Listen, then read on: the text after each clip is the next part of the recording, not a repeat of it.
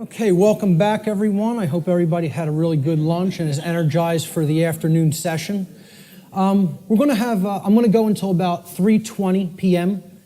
In the first part of this, and we'll take a 10-minute break there, and then we'll start in again about 3:30, and we'll go until 5, and then we'll come to our dinner break.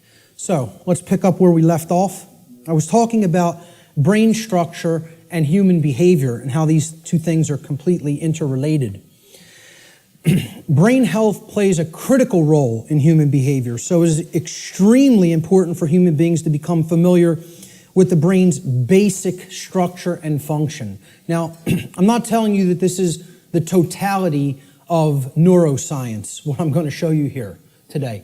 I'm saying that this is the basics. It's the essence of how the brain structure works. So this is part of understanding the physiological aspects of how consciousness works, all right? So there's three main complexes, structures, that comprise the total human brain. The first is the R complex, or the reptilian brain. So this part of the brain facilitates basic survival functions. It's the part of the brain that goes to work and becomes active when we're in what's called fight or flight mode, okay? When survival is at stake. It also controls basic motor functions and respiration, okay? The second part of the brain is above the R complex. This is called the limbic system. It's also known as the mammal brain, the mammalian brain. This part of the brain facilitates human emotions, and it makes human emotion possible to be felt in the physiology. It does this by releasing what's known as neuropeptides into the bloodstream through different glands that comprise the limbic brain, or what's called the midbrain also. So the final part of the brain, the highest structure structurally, and the newest part of the brain evolutionarily, it's called the neocortex. Now really what this part of the brain is really called is the telencephalon. That's what we traditionally think of as the gray matter of the brain, okay, with the hemispheres, okay? The neocortex is where all of the actual electrochemical activity that comprises our human modes of thought takes place, and that's in the outer shell of the telencephalon, which is known as the neocortex. So this part of the brain actually facilitates all human functions of thought, what we consider the things in thought that make us a human being and separate us from the animal kingdom. Higher thought functions, logic,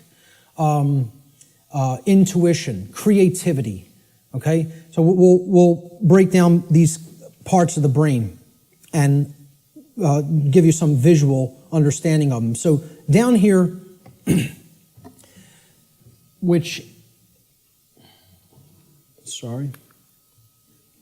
down here is the reptilian brain.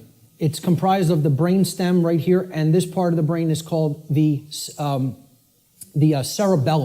okay? These two components together essentially comprise the R complex. So again, the R complex is the lowest consciousness part of the brain. We don't do any thinking with this part of the brain. It's the reactive part of the brain. It reacts to stimulus. It's the stimulus response mechanism. Now up here in this middle part of the brain, these are all the different glands like the hypothalamus, the thalamus, the pituitary and pineal glands, etc., that comprise the midbrain or the limbic system. All human emotions are facilitated, are made possible by this part of the brain, okay?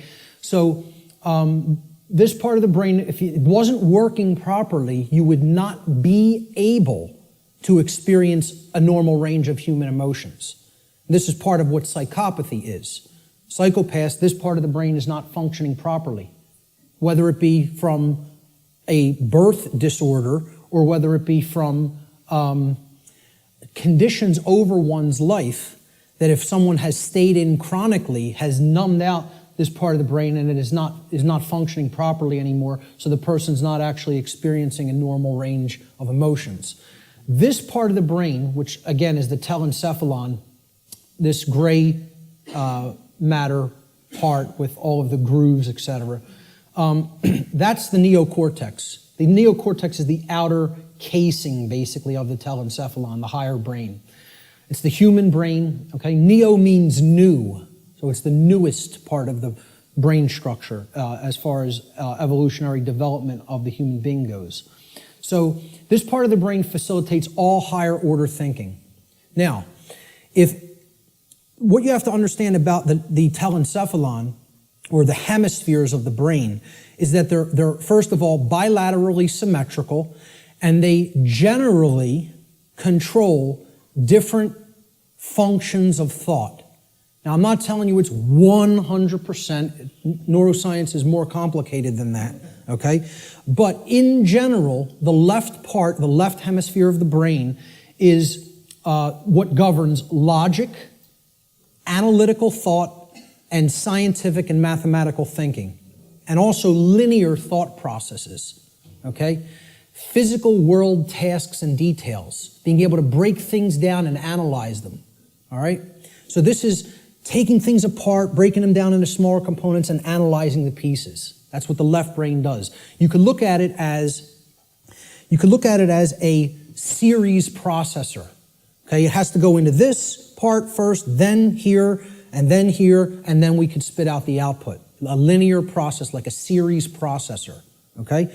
The right side of the brain, the right hemisphere, governs or generally facilitates and makes possible human creativity, our emotional makeup, okay, all the emotional dynamics of the human being, holistic thought, being able to see the big picture thinking, pattern recognition, and then things like compassion, nurturing, care, okay? Ethics to a large extent. And I would say ethical thinking comes from a balance between the two, as we're going to get into. Now, if this left part of the brain here becomes chronically dominant, the masculine part of the brain, and again, I'm putting these symbols here. This is an ancient archetypal symbol called the blade. It's a simple upward pointing triangle. And this downward pointing triangle is another ancient archetypal symbol that was referred to in the ancient world as the chalice, the cup, etc. Okay? And this was a rudimentary phallic symbol, and this was a rudimentary womb symbol, representing the male and the female, or the masculine and feminine, more accurately, components of the consciousness. The idea is to keep a balance between these two. When we have a balance between the two, that's when we're operating on all cylinders, so to speak. That's when real consciousness and pattern recognition is developed. And that's when real morality and ethical considerations are also created within the personality, within the being.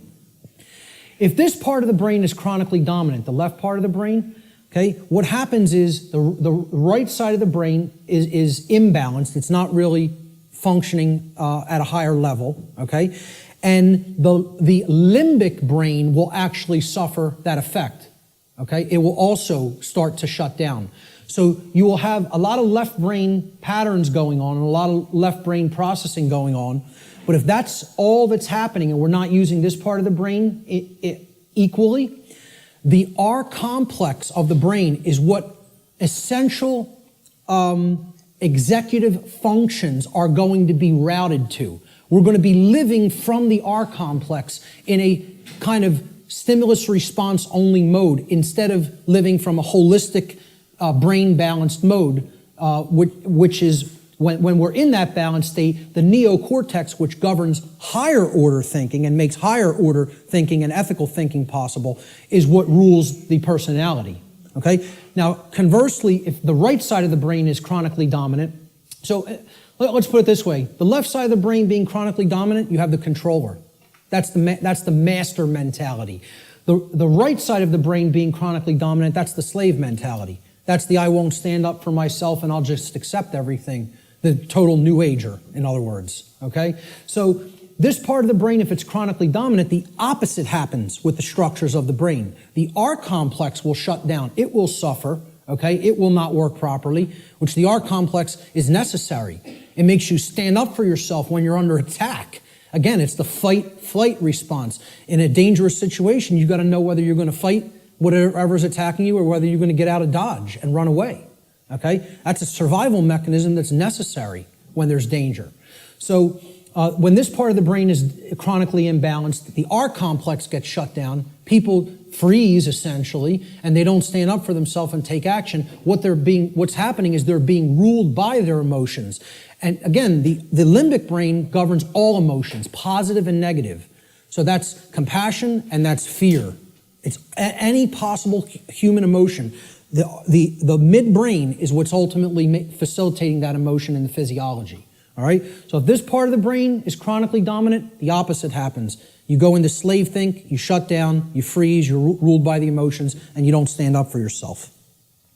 So, the neocortex of the brain has two hemispheres. The left brain largely facilitates logic and scientific thought, while the right brain hemisphere largely facilitates creativity and compassion.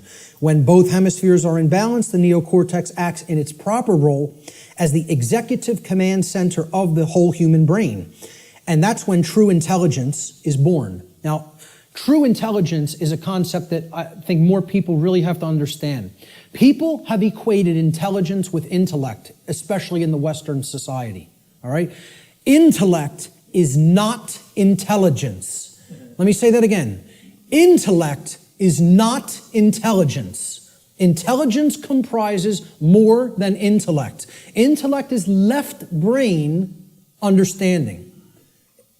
True intelligence is holistic understanding, with the right brain included in the process, the nurturing, compassionate, creative, and intuitive sides of the consciousness together with the intellectual aspect of the consciousness. And you can see this in the word. Intelligence, right? Intella is where intellect comes from, okay? And gens, G-E-N-C-E, comes from the Latin verb generare. Generare means to generate or to create. So it's the creative aspect of the personality or the right brain. So intellect plus creativity, logical thinking plus nurturing and compassion. That's real intelligence, holistic intelligence. And most people in our society are not in holistic intelligence. They're in one form of brain imbalance or the other. So let's look at how this manifests. If a human brain's left brain hemisphere becomes chronically dominant, the R complex will take over executive function of the brain, and the person will become ruled by selfishness and base desires. And they will develop a personality that is based in domination and control. Conversely, if a human being's right brain hemisphere becomes chronically dominant, the limbic system will take over executive function of the whole brain, and the person will become ruled by their own emotions and develop a personality that is based in submissiveness and naivete. Okay? The slave think mentality. The schism of the individual. Okay? And this is critical, because this is not only a schism within the individual consciousness, it's a schism of worldview, of the way we view ourselves in the world and the way we view our relationship to others in the world. So I call this the mental schism. And it highlights basically what will happen, what kinds of thinking will manifest when certain types of brain imbalance are present. So when we're in this schism, and again, most of humanity is, if we're overly intellectualizing everything and we're too much in the masculine hemisphere of the brain, okay, we're not using the right or intuitive capacities of the brain, the right brain hemisphere. What this can lead to in the world is, again, rigid skepticism. Now, what did we say about that? It's not conducive to learning. People aren't really going to learn when they're rigidly skeptical. This is a hallmark of scientism. Scientismists, I don't know what other thing to call it, worshipers of the altar of scientism, okay, they have this rigid skepticism because they're purely intellectual. They're not really intelligent. The creative aspect is missing from their personality makeup, okay? Atheism is a hallmark of overly dominant left brain thinking because that, shuns all aspects of spiritual reality. There is no spirit. The universe is a grand cosmic accident. From there you get things like solipsism. People will say, well, isn't solipsism purely left brain? No. It is right. It is right brain. I'm sorry. Is it purely right brain? And I say no. It is left brain imbalance as well. Solipsism can be generated from both forms of imbalance, of believing nothing can actually be known. There is no truth. Truth is a dirty word to many left brain individuals. You'll note. So solipsism plays into left brain imbalance as well. All of these states here inevitably lead to these things down here. Moral relativism comes next. The idea that there's no such thing as the difference between right and wrong, that we just get to make those things up. They don't exist inherently in nature, We just can decide on what's right and what's wrong for ourselves and make it up, randomly. So very, very dangerous ideology, which we're going to be talking about a lot. Social Darwinism inevitably comes after that, all right? This is the idea that a certain class of society can get to direct how the lives of everybody else will go because they're the intelligentsia, so-called, okay? Or the intellectual people, really is what it is, the over-intellectualizing. And we'll direct society because we're the fittest. Like Darwinism postulates the survival of the fittest. Well, social Darwinism postulates the survival of the most socially ruthless. And many people believe that's the natural order. They believe that's the natural order, and nothing could be farther from the truth. What that is it's the psychopathic chaos. It has nothing to do with nature, and it has nothing to do with order. It's the exact opposite. So this state, and these are hallmarks of dark occultism as well. Okay? I think I should know a thing or two about it, as I was a priest in it for almost 10 years. I might know a couple of things about Satanism. Okay? So moral relativism is one of the big tenets of Satanism. It's actually one of the pillars of Satanism. Social Darwinism is highly praised and valued in Satanism. And eugenics. Okay? Because if people don't understand what eugenics is basically people, who have gone so deep into this form of left brain imbalance that they believe they're God and they can get to decide who lives and who dies. That's really what it is. We will control who breeds and who does not get to breed, who gets to live and who does not get to live. All right? That's essentially eugenics in a nutshell. And again, these are all authoritarianism, forms of authoritarianism. Okay? And it's the idea that man is the author. Man is the creator. Man is the God. Man will make the law. Man will decide who, life and death at any given moment. We will decide what's right and wrong, etc. That's essentially what all of these forms of thought are. Extreme left-brained imbalance. And I was there. I was in this state in my life. I was in it for years. For years. All right? Let's look at the other form of imbalance. If the right side of the brain is chronically dominant, this leads to, similar kind of imbalance, but in the exact opposite form. The brain is still completely imbalanced, therefore the person's not in a high state of consciousness. They're completely unconscious to what's really going on within them and around them. But the manifestation is generally the opposite of the left brain forms of imbalance. So if you're in real right brain imbalanced state of consciousness, this will lead to naivete, believing anything you're told, accepting things from quote unquote official channels and official sources without actually checking into them for yourself. Blind belief. You'll believe the next religion that comes along. We just have to tell them what they want to hear, and I'll believe that. So, New Agers are basically in this category: naivete and blind belief. People who trust government, of course, are in that category because, again, it's about creating the masters and the slaves. That's what brain imbalance is for, and that's why the controllers want to propagate this imbalance and keep it in place. Again, religious extremism, that's hallmarks of right brain belief, right brain imbalance. Solipsism, no such thing as truth, all from right brain imbalance as well. Feelings of unworthiness, self-loathing, accepting orders from other people, being an order follower. We're going to have a whole section on order followers later and how this is the exact opposite of anything virtuous. For people that believe order following is some kind of a virtue, I don't know what to tell you, but it's the thing that leads to all evil in the world. is accepting somebody's orders and not actually gauging for yourself whether the activity, the behavior is moral or not. Okay? And it creates a willing slave. This form of imbalance is ultimately generating a willing slave, whereas this form of imbalance is ultimately generating a psychopathic master. And they're all forms of mind control. It's just another aspect of how mind control works. The propagators of mind control are just doing this to keep that imbalance present in one form or another. They don't even care which it is. As long as they have some that are imbalanced toward one direction and some imbalanced toward the other direction, that's how the dynamic plays off against itself. And you have a world that is continued to be kept under lockdown. So let's look at the worldview schism that goes hand in hand with the brain schism or the mental schism. And again, worldview is exactly what it says. How do you view the world? How do you view yourself in it? How do you view others in it?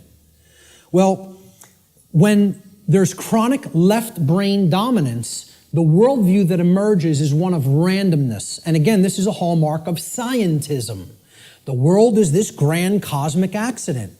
All right? The whole universe is a grand accident. There's no purpose. Right? There's no creator.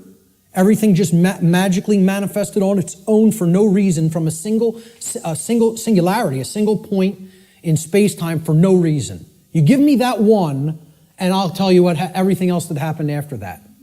But you got to give me that one, you know? And I have some bridges to sell you, you know?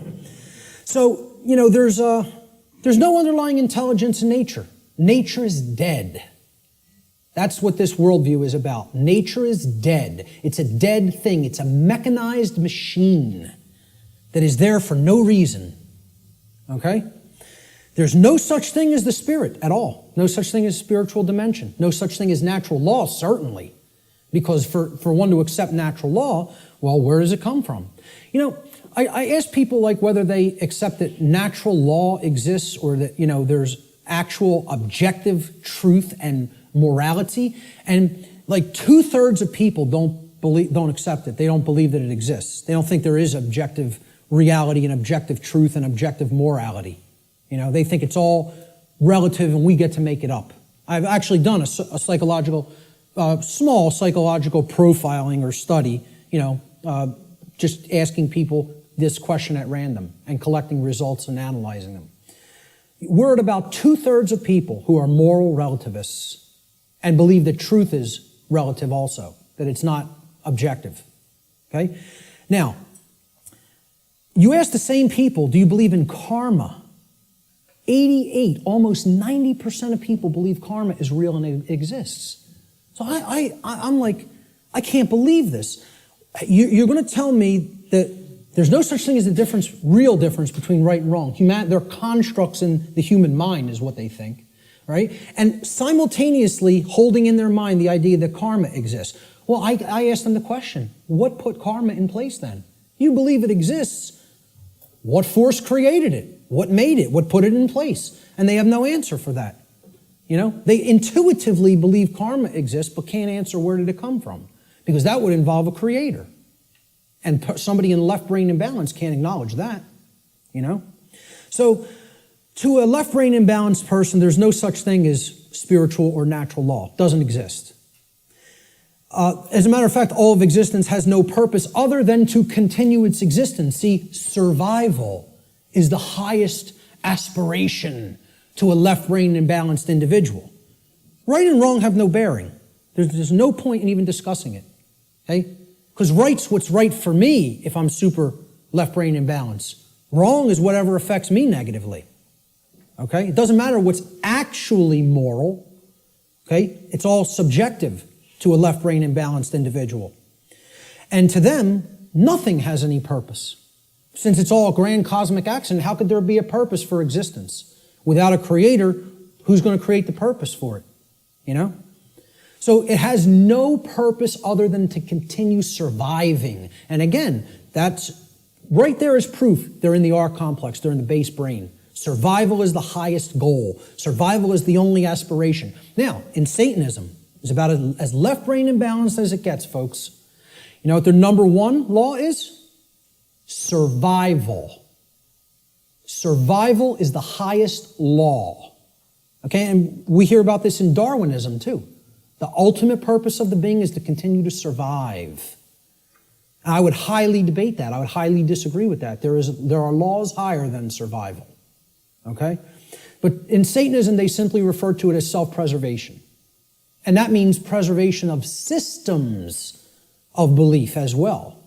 Systems that are serving the self, the egoic self. They must continue to survive. Self-preservation as the highest law. That's the number one tenet of Satanism. And it doesn't matter who you need to step on to do it. Who you need to step on to get one up on somebody else. This is extreme left-brain imbalance worldview.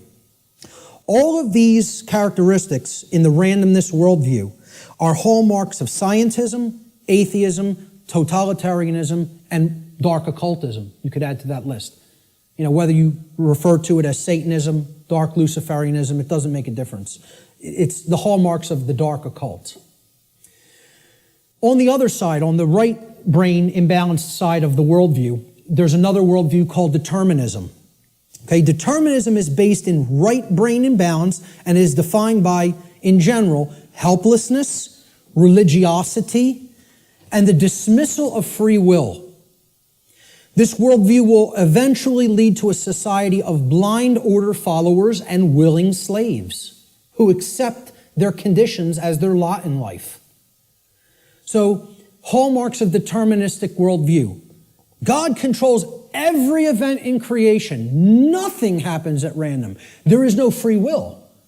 So you can never throw anything a curveball through free will. Every event is preordained. Okay? And religionists believe in this. See, I like to say, my presentation is going to piss everybody off. And that's what it should do. Because if you're in one of these forms of belief systems, it represents one form of imbalance or another. So people who believe in government and science are in that left brain imbalance. They're going to get pissed off that I'm talking about that form of imbalance. And then the people who are in religion and the New Age movement, they're in that right form of imbalance, so they're going to get pissed off at that. Good. Let them all be pissed off.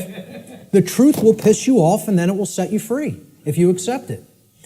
So, all occurrences are preordained. Free will is an illusion. No, you know who just said this in his latest book? Stephen Hawking, who you would think is the most left-brain person that you could think, worships at the altar of scientism, believes the universe is a grand accident, okay, and a mechanized machine, okay?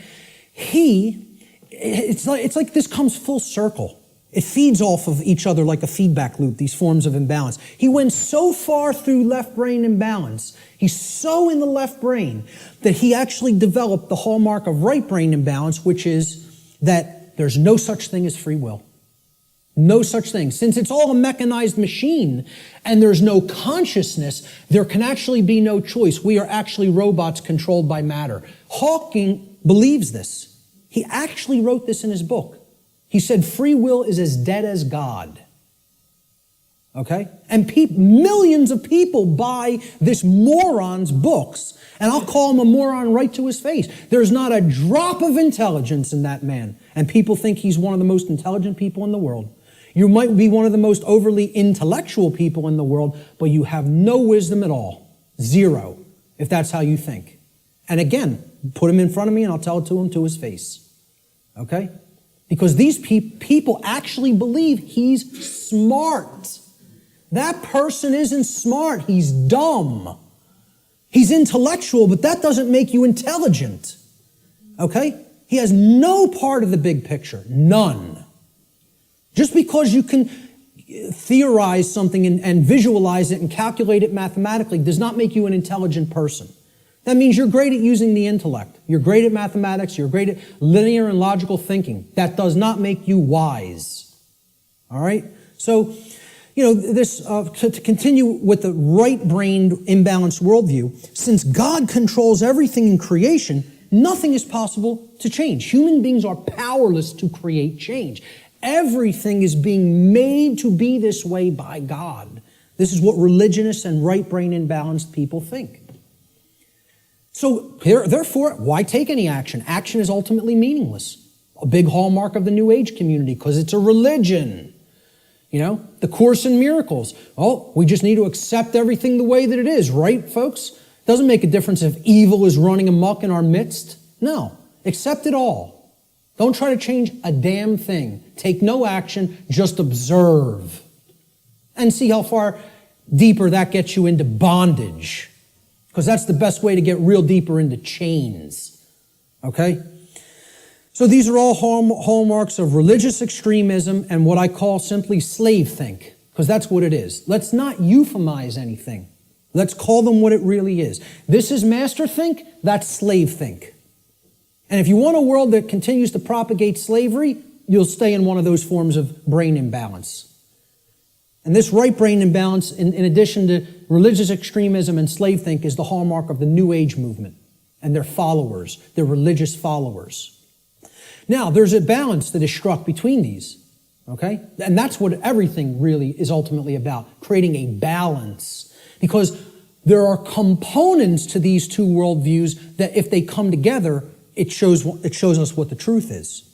And here it is right in the middle here. There is a deterministic component to reality. And there is a random component to reality, existing in cooperation with each other, in conjunction with each other. The deterministic component is what I'm talking about here today and referring to under the banner of natural law. That is determined. It is law. It is set. You're not changing it. It works that way flawlessly 100% of the time. That's determined. Natural law is determined. Okay? It's the deterministic component to reality. Then there is a randomness component to reality that works continuously in conjunction with natural law. And this is a little thing called free will. Our ability to choose our behaviors, to do certain things and to not choose to do certain things. And we have it. Every individual has it, no matter what position, no matter what situation they're in. I don't care what institution you're in. I don't care who you've listened to up to this point. I don't care what background you come from. I don't care what economic class you come from. Every single solitary being that is capable of thinking at all is gifted with free will. You have free will to choose your behaviors, and so does every other human being. Everyone. Okay? It's a gift of creation itself. Okay, we can choose what we will do and not do. Nobody can actually make anybody do something like a robot. Oh, believe me, there's people who are trying, like Art talked about, Jose Delgado. Was searching for means to electronically, directly control through chip implants and stimulus through chip implants in the brain, human behavior, like a robot, to put a technology into the brain to control the behavior of the individual. And that went on right here. This is where that took place, folks, right on Yale's campus, okay? Read some of his stuff. You want to be disturbed? You think what I'm telling you is somewhat disturbing. Read some of Delgado's material. He was telling people, we're going to show you that free will doesn't exist. We're going to show you there's no such thing as rights, that we make up what rights are.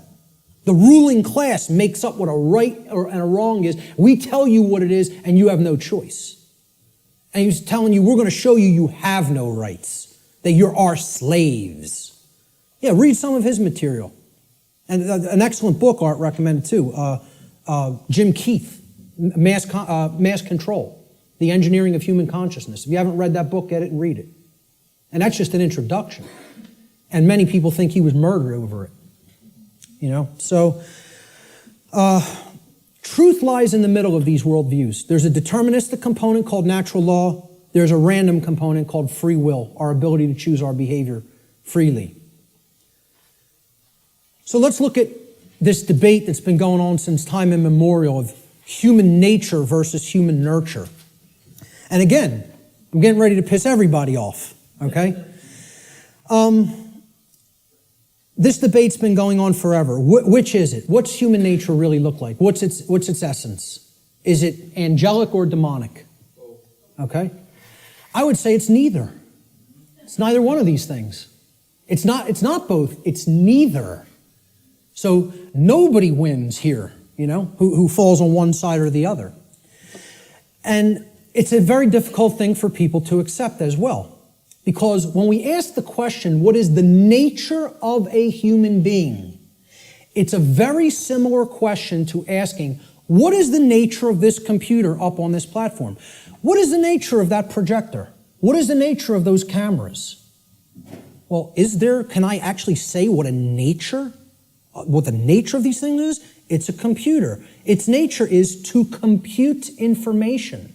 What is the nature of that projector? Is it good? Is it bad? Is it angelic? Is it demonic? Is that projector demonic? No. Its nature is that it projects imagery. What is the nature of these cameras? They capture imagery. That's all. So what's the nature of a human being? The nature of a human being is that it takes in information, it processes it, and then it outputs it through behavior. And as we're going to see, that's very much like a computer. I'm not saying that it is a computer. I'm saying it's like one. Okay? So human nature is neither inherently good nor inherently evil, as many people think fall on one side of this argument or the other. Instead, we should consider the operating conditions or the environment in which human beings exist, which influences behavior to a great extent, thus creating the current human condition. That's why it's called the human condition. It's not called, the situation we're in is called the human condition. It's not called the human nature, okay? It's called the human condition. There's a reason it's called a condition. For any condition to be in place, well, hey, what condition is my computer in right now? What condition is my projector in? What position is Richard's cameras in? They're in operating conditions. They're doing what they're supposed to be doing because they've been kept up in good condition. Okay, in the example of my computer, it has a working operating system without malware on it. Okay, it has software that does the job, that does what I'm asking it to do properly without bugs. Okay, those are the conditions. The operating conditions will determine how does it perform? What kind of output can it put out into the world? All right. So, again, what I'm saying here is that human beings are like computers. Not that they are computers. Let me just state that emphatically. We're not computers. We're like computers. Okay? We are programmable. That's the nature of a human being. How many people have ever heard anybody say that the nature of a human being is that a human being is programmable? To my knowledge, I'm the only person or researcher that is calling that human nature. Our nature is that we can be programmed. And there's another thing. That's another thing people don't want to hear. They don't want to hear this because they liken it to a mechanized machine. And I'm not saying, again, to emphasize, I'm not saying we are computers. I'm saying we're like them in the ways that we can be programmed. So what gets put into a person through the environment, which is called the culture, all right, and becomes their programming, determines what they will output onto the screen, which is called human life. And that will create the human condition in the aggregate as more and more people operate that way. All right, so let's look at how this works.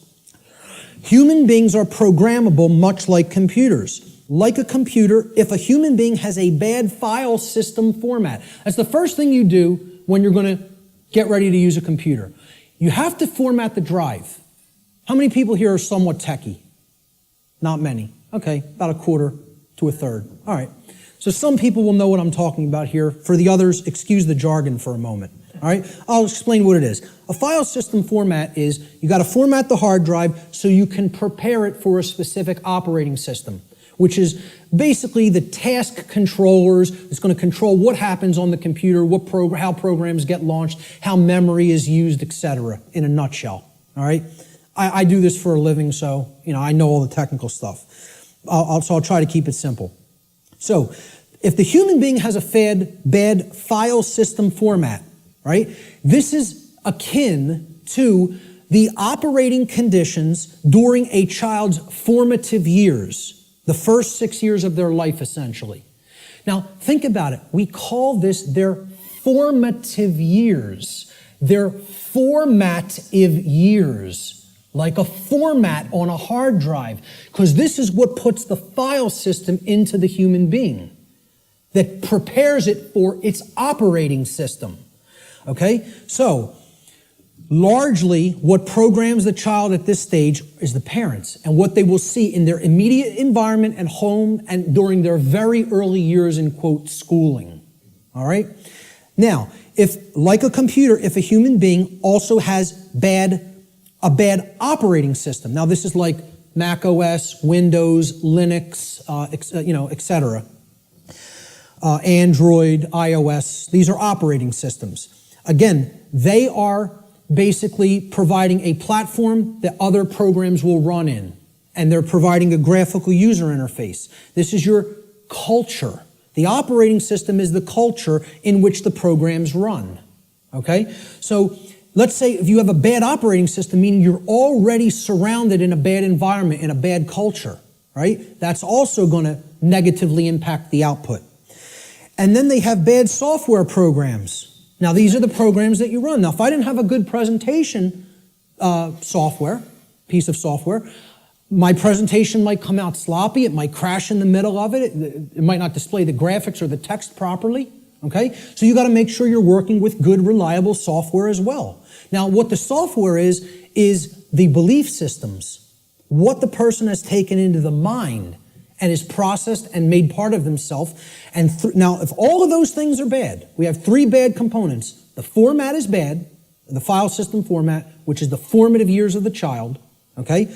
The culture is bad, meaning they're already growing up in a bad culture or in a culture that condones moral relativism, etc., and doesn't understand natural law.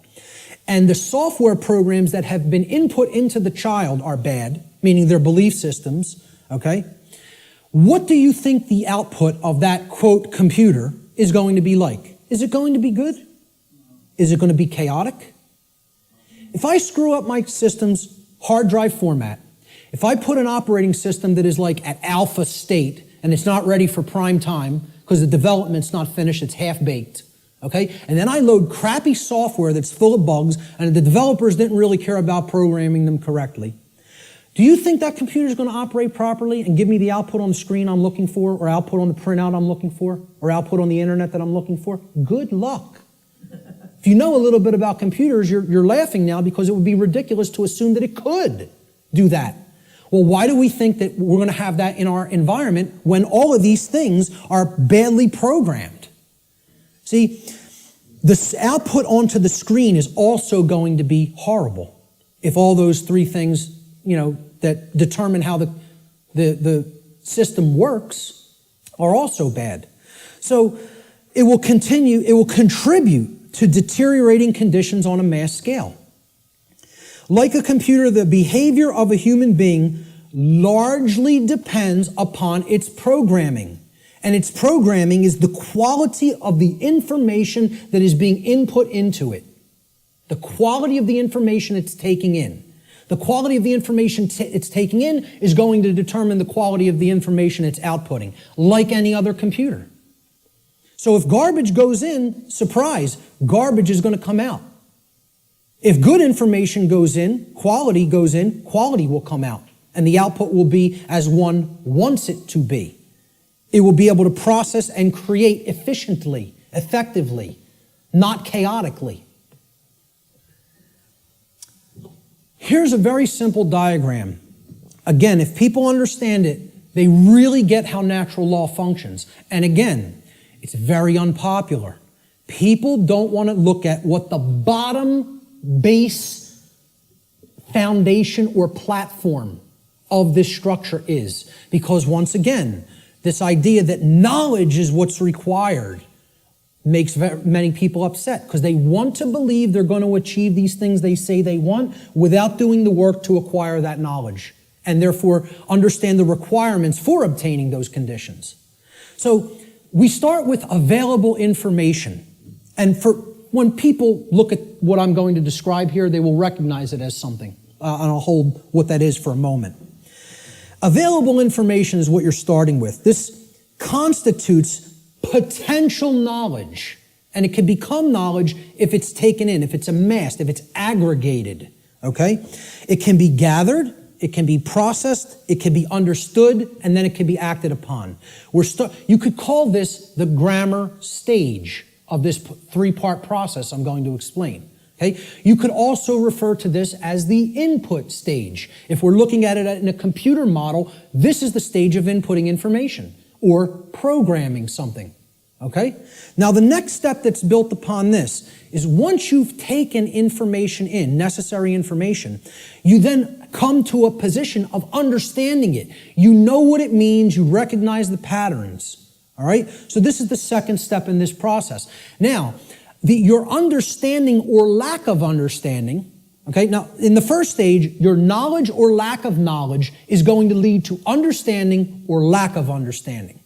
If you have understanding present, your decision-making processes are going to be in harmony with what you say you want, okay? You're going to understand, if here's what I want, this is what's necessary to get that, to make that happen, to manifest it.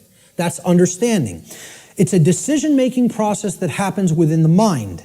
These processes take place in the human mind and are chosen by each individual based upon available information. So again, you can see if information is held back, if it is occulted, or even if it's just people are dissuaded from taking it in because people will say, no, there's nothing there, there's nothing to it, right? You could see how they'll never get to this step. They'll never understand. They'll never get to the second level of creating our reality.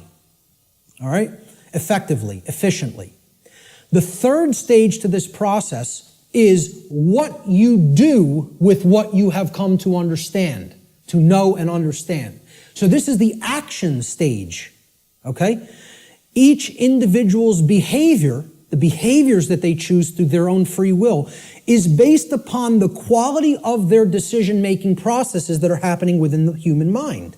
Okay? That process, as we've already seen, is in return based upon the quality of available information.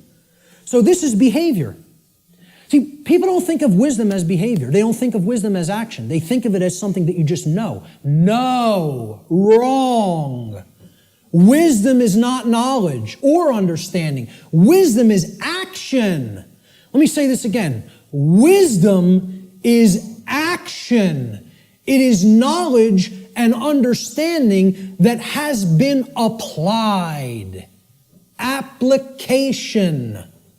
That's the program that you're going to run on the computer that you've put an operating system on and formatted properly. The application is the action. When you're working in a computer doing things, you're working in an application. You're not building the things you're building with the operating system. The operating system is what's supporting the program that allows you to be creative. Okay? And in return, the file format supports the operating system. So, we start with available knowledge. That can be converted in available information, which can be converted into knowledge, which can then, through decision-making processes and filtering of that information to eliminate inconsistencies, can lead to an understanding. In continuation, the understanding can then lead through our free will decision-making processes to be converted into behavior, into action in the world. That, when it's done properly, it's wisdom. When it's done with morality and ethics in mind, it's wisdom. When it's done without that, it's folly. Okay? And it leads to more and more chaos. So, based upon these three processes, something is generated. Something is created in the physical manifestation, physically manifested reality, the real world, so to speak. So, the manifested reality is based upon the aggregate behavior. Aggregate behavior. No one person is creating the reality we are experiencing. Okay? It's another fallacy of the New Age movement and thinking. In the aggregate, we are creating our shared reality. All the behaviors put together creates the output on the screen, or the generated result. Is it orderly? Is it chaotic? Well, that's going to be based upon whether someone took in the information, processed it efficiently to come to an understanding, and then acted upon it.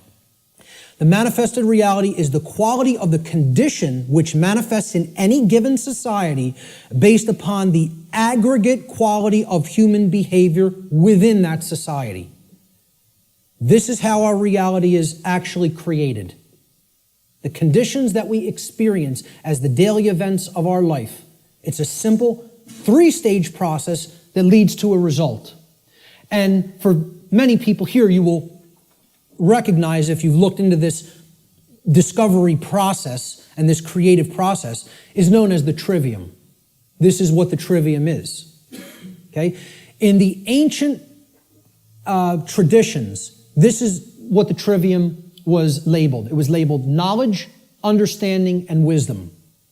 In the later aspects, when they passed out of mystery school tradition hands and went into some other think tank and society hands, the knowledge of the trivium was termed grammar, logic, and rhetoric. Grammar being the knowledge stage of aggregating available information, logic being the understanding stage of making using processes to analyze and filter said information and come to an understanding of it. And then the rhetoric stage was the application, the action, taking action based upon what you've come to understand. Now, there's a third way of looking at the trivium in computer jargon, and that is input, processing, and output. And then you get the result on the screen, which is called life. All right? Any way you want to look at the trivium, I don't care. But understand it, know how it works. Okay? Because this is why a big part of why we're in the situation that we're in is that the trivium methodology of truth discovery has been completely obliterated from public consciousness. Completely obliterated. And I ask people how many people have even ever heard the word trivium. Raise your hand if you've heard the word. So a good portion of the people here have. Many people have never heard the word. And if you do a Google search on it, most people are going to get back the band, the metal band, the trivium, which is not a bad band, but, but the whole point here is the results that are going to come back through Google or Bing or Yahoo or whatever are going to give you a metal band, a heavy metal band, instead of the trivium method of learning, the classical liberal arts education methodology. Because they want to try to sanitize that as much from human consumption as possible. They don't even want you to understand how that works at all. And that's why it's been removed from public schooling. And that's why, as long as this society stays the way it is, it'll never be put back into public schooling.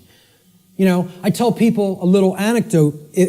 When I was in high school, and thank God I went to the high school I did because they really hammered Latin and Greek into you. You were going to know your Latin and Greek when you came out of my high school, okay? For whatever other indoctrination they put into you, that's a different story. But I'll tell you what, you came out of there knowing your ancient languages. It was still part of the curriculum when I was in high school.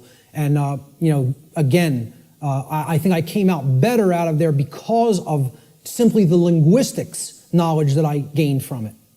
And we read Gaius Julius Caesar's war journals in their original Latin and translated them. And in one of them, he's absolutely lambasting one of his centurions.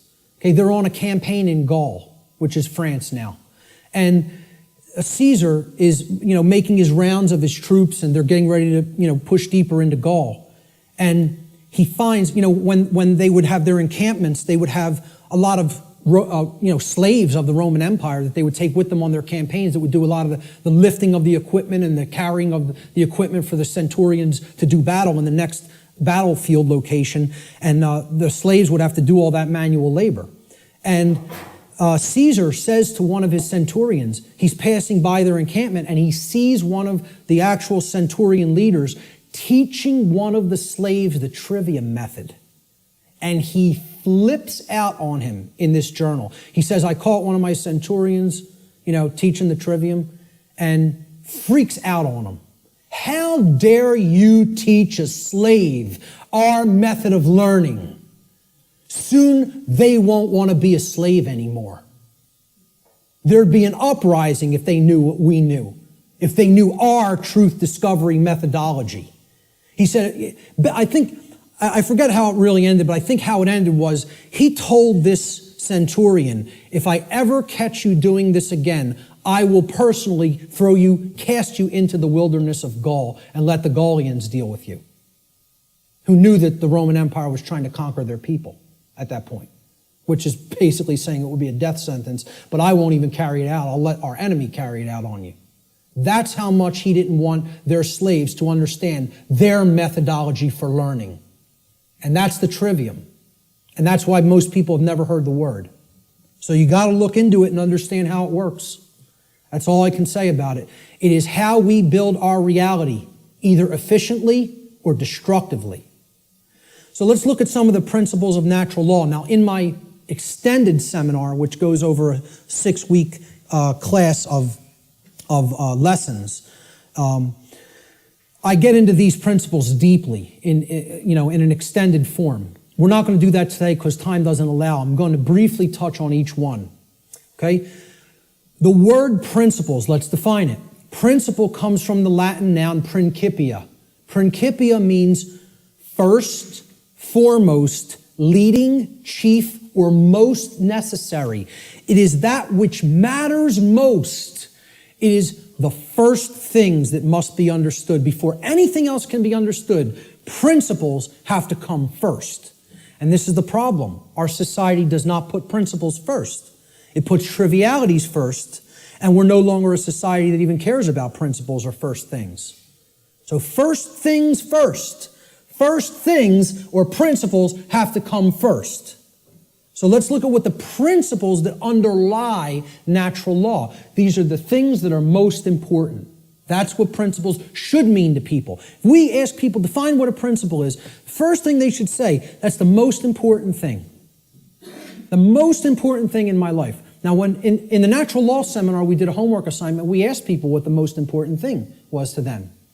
Very few responded with principles. Most people responded with saying that people or the family was the number one response. The familial connection was more important to them than principles. Now, when people hear me say that that's backwards, they'll say, how cold are you? That's so cold, okay? What I'm telling you is that the familial connection, no matter what it is, between a mother and a son, a mother and a daughter, a father and a son, father and a daughter, husband and wife, doesn't matter as much as principles. I'm not telling you they don't matter at all. I'm telling you have to put principles first. Otherwise, those relationships are just meaningless. They don't really have any real value unless they're based upon principles first, which is why so many relationships are dysfunctional. Principles have to come first before you can even build a solid relationship with another human being. So, let's look at what some of the principles of how natural laws work first before we can actually find out what the expressions of these laws are in our lives, which will be the next section. These are what I call the general principles of natural law. Natural law is expressed through 7 basic underlying principles, plus what I have referred to as an 8th or hidden principle, which you hear very few other researchers, even people who are studying this from the occult perspective, who are studying this from the consequentialism perspective, you very hear them incorporate the 8th and all-encompassing principle, which I'll get to last here. This 8th principle, which I call the lost principle, binds all the other 7 principles together. All right?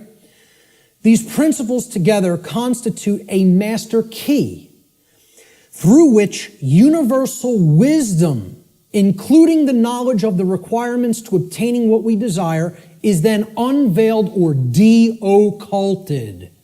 When people ask me, well, what do you consider yourself in your performance of presenting what you present? I tell them, I consider myself a de-occultist. I'm no longer an occultist. I'm a de-occultist. I'm attempting to take this information out of hiding. It's been hidden.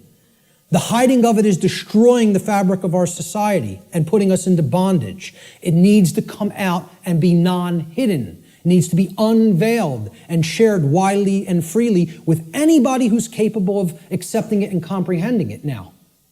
Because we're not in a position where we could wait longer. We're at the precipice. okay? There is a moral obligation to bring this information to the public now, okay? So I consider myself a de-occultist, one who takes things out of hiding and presents them openly. These are the 7 general principles of natural law. Many people who have studied some variants of occultism may recognize these as what are known as the Hermetic principles. Hermetic essentially comes from Hermes. Hermes Trismegistus, the thrice great one, as he was referred to in the ancient Greek mystery traditions. Okay? He was considered a messenger of the gods. He brought the wisdom of the gods down to humanity. Okay? In the ancient Egyptian and Cometian traditions, he was the scribe of the gods known as Thoth. All right? He has other incarnations as well. But the Hermetic tradition is named such because it's hermetically sealed, like natural law is. Natural law is hermetically sealed. It is binding principles that are immutable. They are laws that are in operation that cannot be changed. Hence, they are hermetically sealed. So, these 7 general principles, they are mentalism, correspondence, vibration, polarity, rhythm, cause and effect, which is a huge one, which we'll be getting into, and gender. So I'm going to briefly describe what each of these are and what they are about. The principle of mentalism states that the all, everything in creation, is actually a manifestation of mind. The all is mind. Okay? What this means is everything that happens has to be a result of a mental state which preceded it. Everything. For anything to exist, thoughts had to form first, and then they formed the physical reality after. The universe itself is a mental construct of the Creator. Thoughts lead to the manifestation of things and events. Thoughts create conditions. Thoughts create things and conditions. They cannot just magically manifest themselves. Thought comes first. Thoughts create our state of existence and the quality of our experience here on earth, ultimately. Therefore, be responsible for everything. We should be responsible for everything that we create by being responsible for that which we think. Because the thought processes are what are driving the behaviors. People behave the way they do because they have certain belief systems embedded in the mind and running like a program. Their thoughts and their emotions are driving their actions. So the behavior is not magically suddenly going to just change. The thoughts and emotions have to change because they're the driving force behind the behavior. That's when reality will change. See, people don't want to hear that, once again. They don't want to hear, if you want to change reality, you, yourself, have to change the way you think. Because the way you think is not conducive to the requirements for getting what you say you want. They're doing the exact opposite of that in many cases. So that's the principle of mentalism. The principle of correspondence states that that which is above is similar or like to that which is below. So what this means is that which is below, and that which is below is like to that which is above. It's a mirror, okay? The above is like the below is like the above, all right? The above, in this case, is the macrocosm. Okay, the laws of the very large things, okay, the laws that govern the creation which we consider is seemingly outside of ourselves. We know at the deepest level that it's not, that we're one with it, but, we perceive this as out here, the laws that govern the large aspects of things. So the macrocosm, or the very large, the totality of everything, and the microcosm, which is the very small, or the individuated units that comprise the whole in their aggregate, okay? They are reflections of each other. They cannot be separated from each other. As one goes, the other goes. The universe is actually a holographic system, okay? It's a hologram is an image, okay? You pass a laser through it, and it then projects a 3D image, okay? It's like a flat image, and it projects a three-dimensional image. But aspect, why they call it a hollow, like holistic, hologram, holistic image, is if you break a hologram into multiple components by cutting it. So if I take a hologram and I cut it in 4 pieces, you don't have a quarter of the image on one part of the hologram and a quarter on the other and a quarter on the third and a quarter on the fourth. You have 4 whole images that only lose their resolution by a quarter. Okay? So everything is contained in all the smaller parts. Okay? That's like the reality that we're living in. Our universe is a holographic one. So the universe is inside the individual. And the entire universe is like an individual. They're reflections of each other. To know the workings of the individual will help lead us to an understanding of the macrocosmic laws. Similarly, to learn the macrocosmic laws will help us to learn the way that consciousness within the individual functions. These two things cannot be separated from each other. And once again, as I said near the beginning, that's what occulted knowledge is. The knowledge of the occult is how the microcosmic world works, which is the individuated consciousness, and how the macrocosmic world works, which is natural law. So the other part of the principle of correspondence is that our reality is also fractal in nature. Now, if you studied fractals, these are self-similar mathematical generated patterns. Okay? We see this through things like Fibonacci sequence in mathematics, and this is repeated endlessly throughout nature.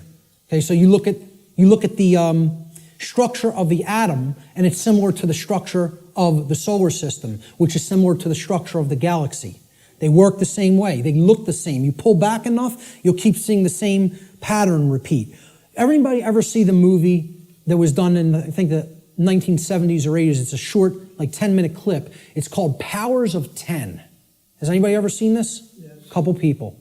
Watch this movie, Powers of 10, and you'll understand what I'm talking about when I say that the universe is fractal in nature. Brilliant movie. It will blow your mind. Real short, 10 minutes long, something like 9 or 10 minutes long. They basically zoom up into the cosmos to show you how everything is self-similar. Then they zoom down into the cells of a human being and in the atoms that comprise the hand and cells of the hand, and show you how everything is similar there, all the way down to the atomic level, okay, and the subatomic level.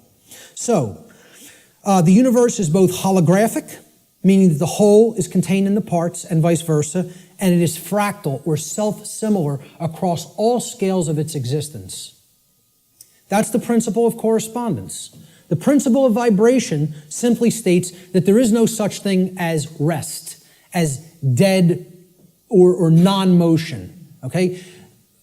Death, in that sense, is an illusion, because true death would be the cessation of all motion and energy. There is no such thing. It doesn't exist. You cannot go anywhere in creation where something is at complete rest, okay? And I joke around about this.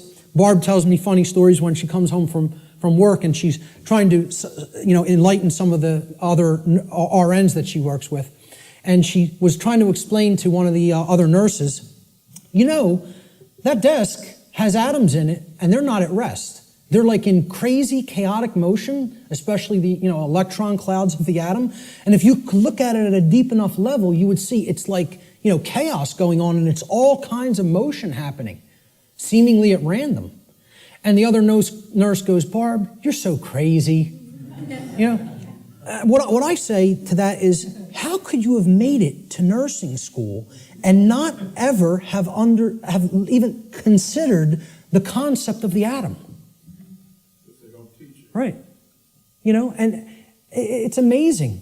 She actually thinks the perceived stillness is actual stillness, and didn't comprehend. If you zoom into that with a powerful enough microscope, you're going to see all kinds of motion, and nothing's at rest. And she thought Barb was the weird one for trying to explain that to her. Okay, so there is no such thing as true rest. It doesn't exist. If something's in existence, it's in motion. Everything moves, everything vibrates, and at the most fundamental level, the universe and every single thing which comprises it is ultimately pure vibratory energy that is manifesting itself in different ways, different frequencies, different vibratory forms. The universe has no true solidity as such, as we imagine solidity at the macrocosmic level. Matter is merely energy in a state of vibration. And what this is, if we truly understand this, and many sciences are now finally really understanding this and trying to propagate this knowledge out into the public, we will come to the understanding that this is a spiritual construct for experience to be gained, to have an experience and learn and grow in consciousness. That's what the purpose of this whole thing is for, you know? So nothing is truly solid, you know? It's again, like we say, we are spirit having a human experience. The whole universe is spiritual, having a experience in solidity. All right? That's how you have to look at the principle of vibration. The principle of polarity states that everything has a dual nature to it. There are polarities in everything that exists. Okay? Everything has poles. Everything has its pair of opposites. However, opposites, they are identical in nature, but they're different in degree. So let me give you an example of what that means. Are hot and cold really opposites? Or can we simply look at them as the presence of heat energy or the absence of heat energy? Meaning that they're the same thing, energy. And whether it's concentrated in a specific area, which would make it hot, or whether it's absent from a specific area, which would make it cold. Okay? That's what hot and cold are at the fundamental level. At our level of perception, they're opposites, but at the fundamental level, they're the same thing, energy or lack thereof. Just like those 3 stages of the trivium. Are knowledge and ignorance the same thing? Yeah, actually they are. Because truth is always present. It's a matter of whether it's taken in and processed or whether it's refused to be taken in and it's not processed. Okay? So it's just like that. They're identical in their natures, but they're different in their degree. Okay? Extremes can meet and blend and, play with each other, like as depicted in the yin-yang symbol, masculine and feminine. They need to be blended. And at some level of reality, everything that is seemingly contradictory may be reconciled. Now again, I stress the term at some level. At the unified field level, everything is consciousness, pure consciousness.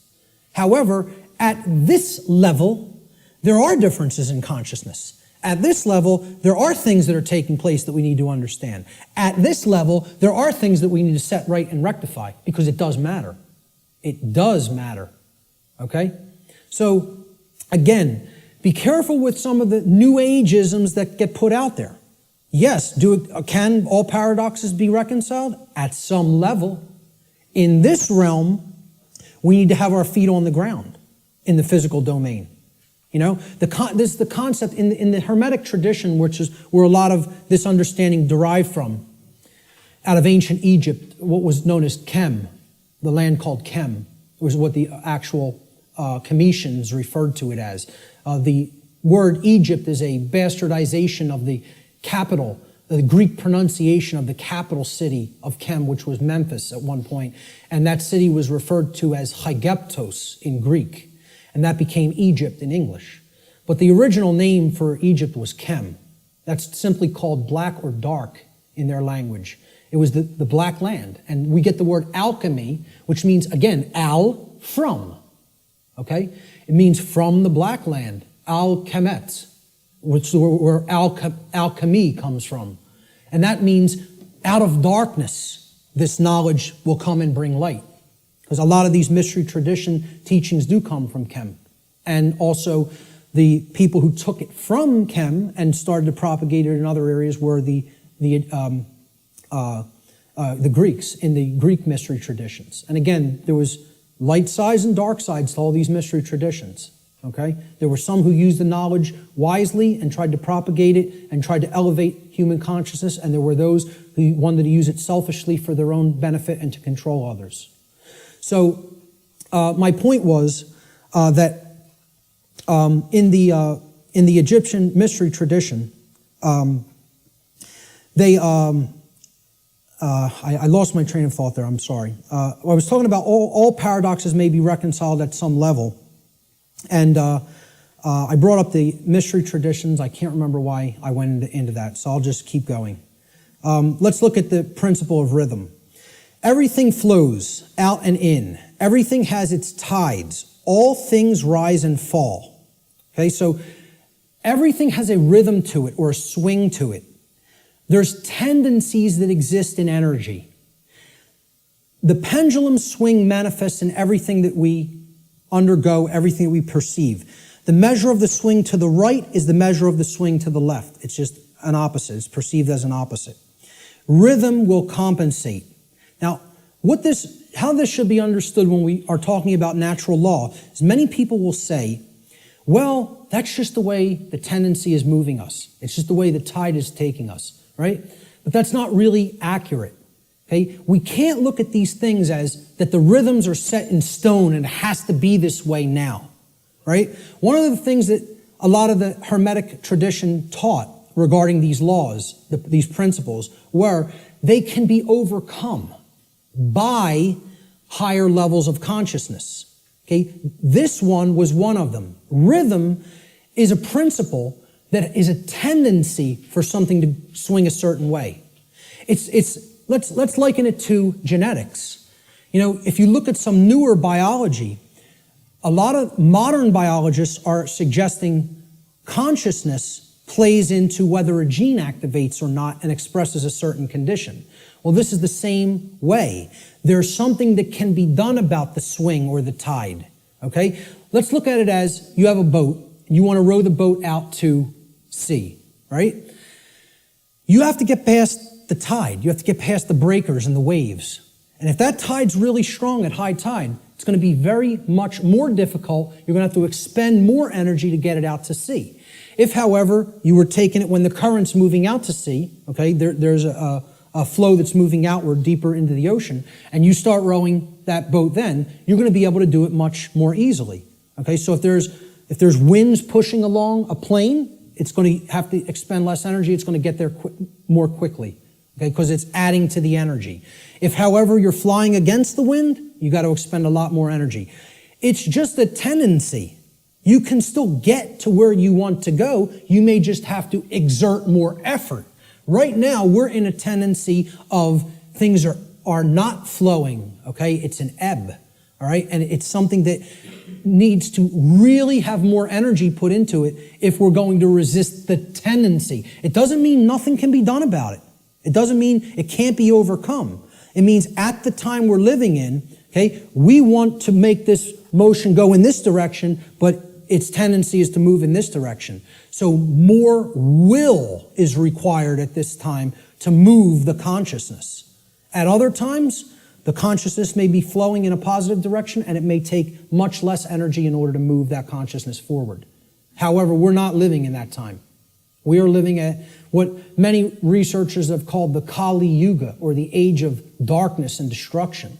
You know, this is the point that resists the flow in consciousness the most. And it's going to take an enormity of effort to break down these pre-existing belief systems that don't serve who we are. So that's the principle of rhythm. This is the principle here in natural law that most fits in with how I'm using the term natural law today, cause and effect. Many people, again in the New Age community, don't want to believe that there's causes and effects, and that effects are driven by causes that, come first and then manifest conditions. So the principle of cause and effect simply states that every cause has its effect and every effect has its cause. Every single thing that occurs happens according to law. All right? Chance is a name for a law not recognized. There are many planes of causation, but nothing escapes the law. So again, is there free will? Yes, there is free will. But is there free will to ignore law without consequence? No, there is not. That's the limit of free will. Free will is operating within boundary conditions that I'm referring to as natural law. It's a series of laws, actually, okay?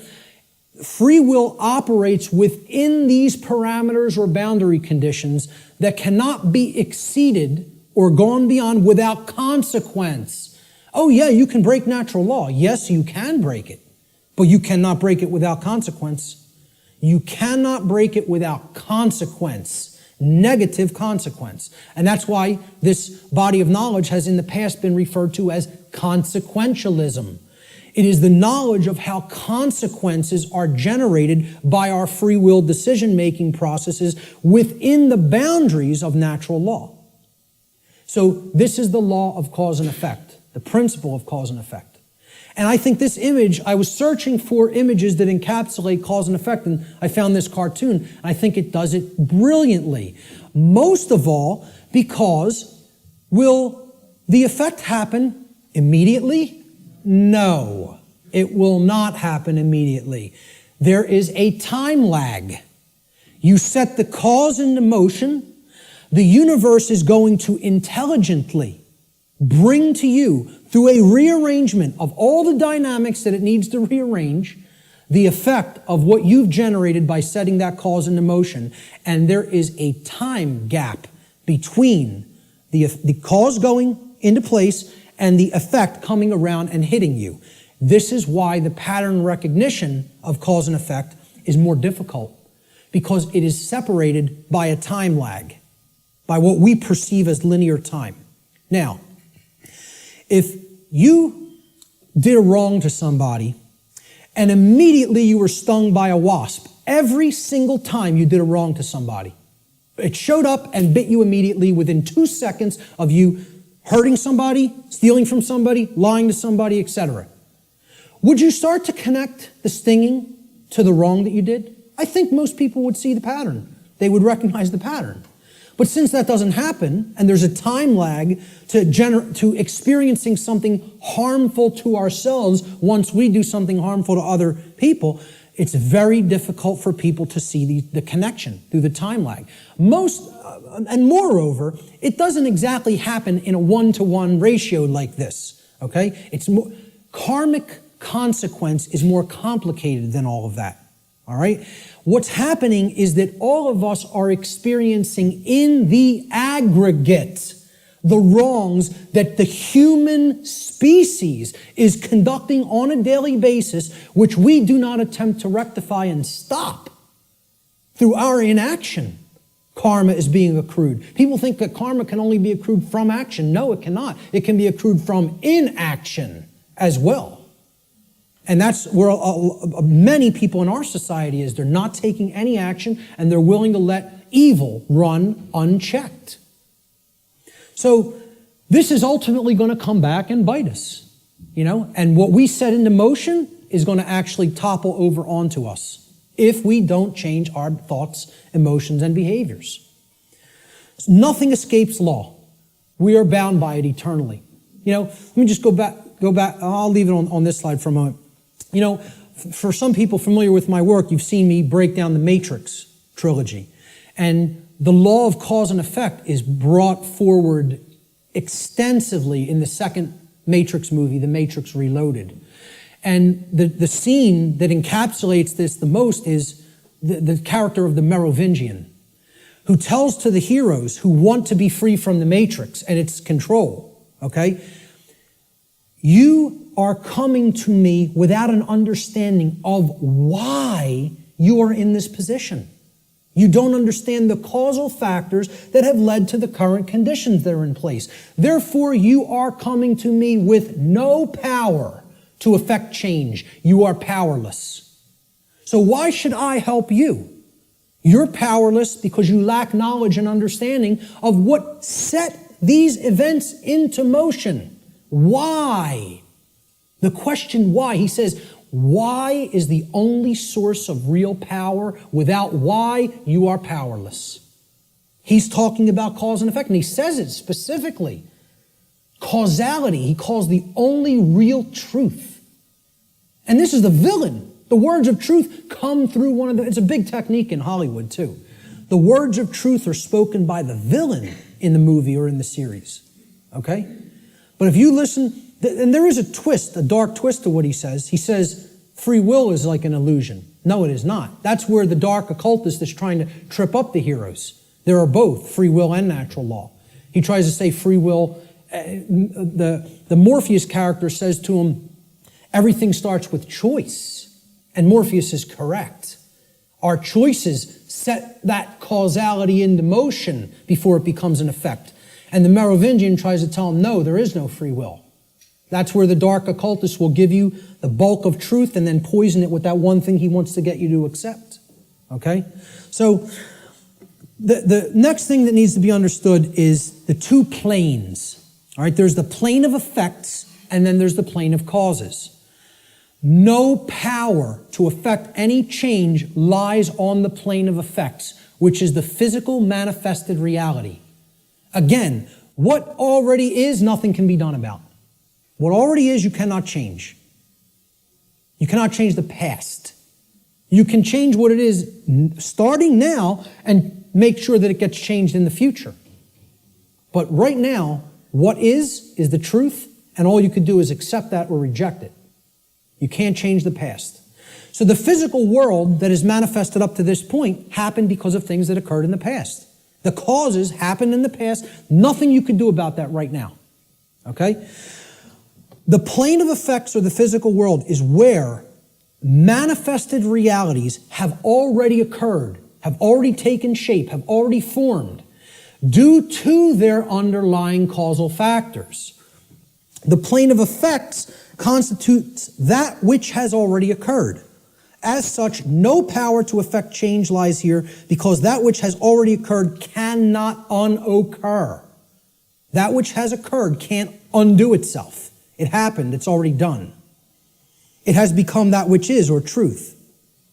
Human consciousness seems to be trapped upon the plane of effects, meaning that humanity as a whole remains ignorant of the underlying causes which they themselves have set into motion and which lead to self-inflicted suffering in their lives. So if you're trapped at this level, what you're doing is you're looking at the symptoms, and you're stuck looking at the symptoms. Okay? This is everybody. Oh, there's a political solution to this. We need to vote in the right people. Oh, there's a financial solution to this. We just need to set the right monetary policy. No, there's a scientific solution to this. And technological advancements are going to be made that suddenly save ourselves and make the world any different. And they think all of this is going to be done while slavery is still in place. Well, again, good luck with that. And let me know how it works out. Okay? I speak at free energy related events. I work with the Tesla Science Foundation. I speak at MUFON-related events that talk about disclosure of extraterrestrial presence, okay? Both of these communities don't understand. The things that they say they want are impossible.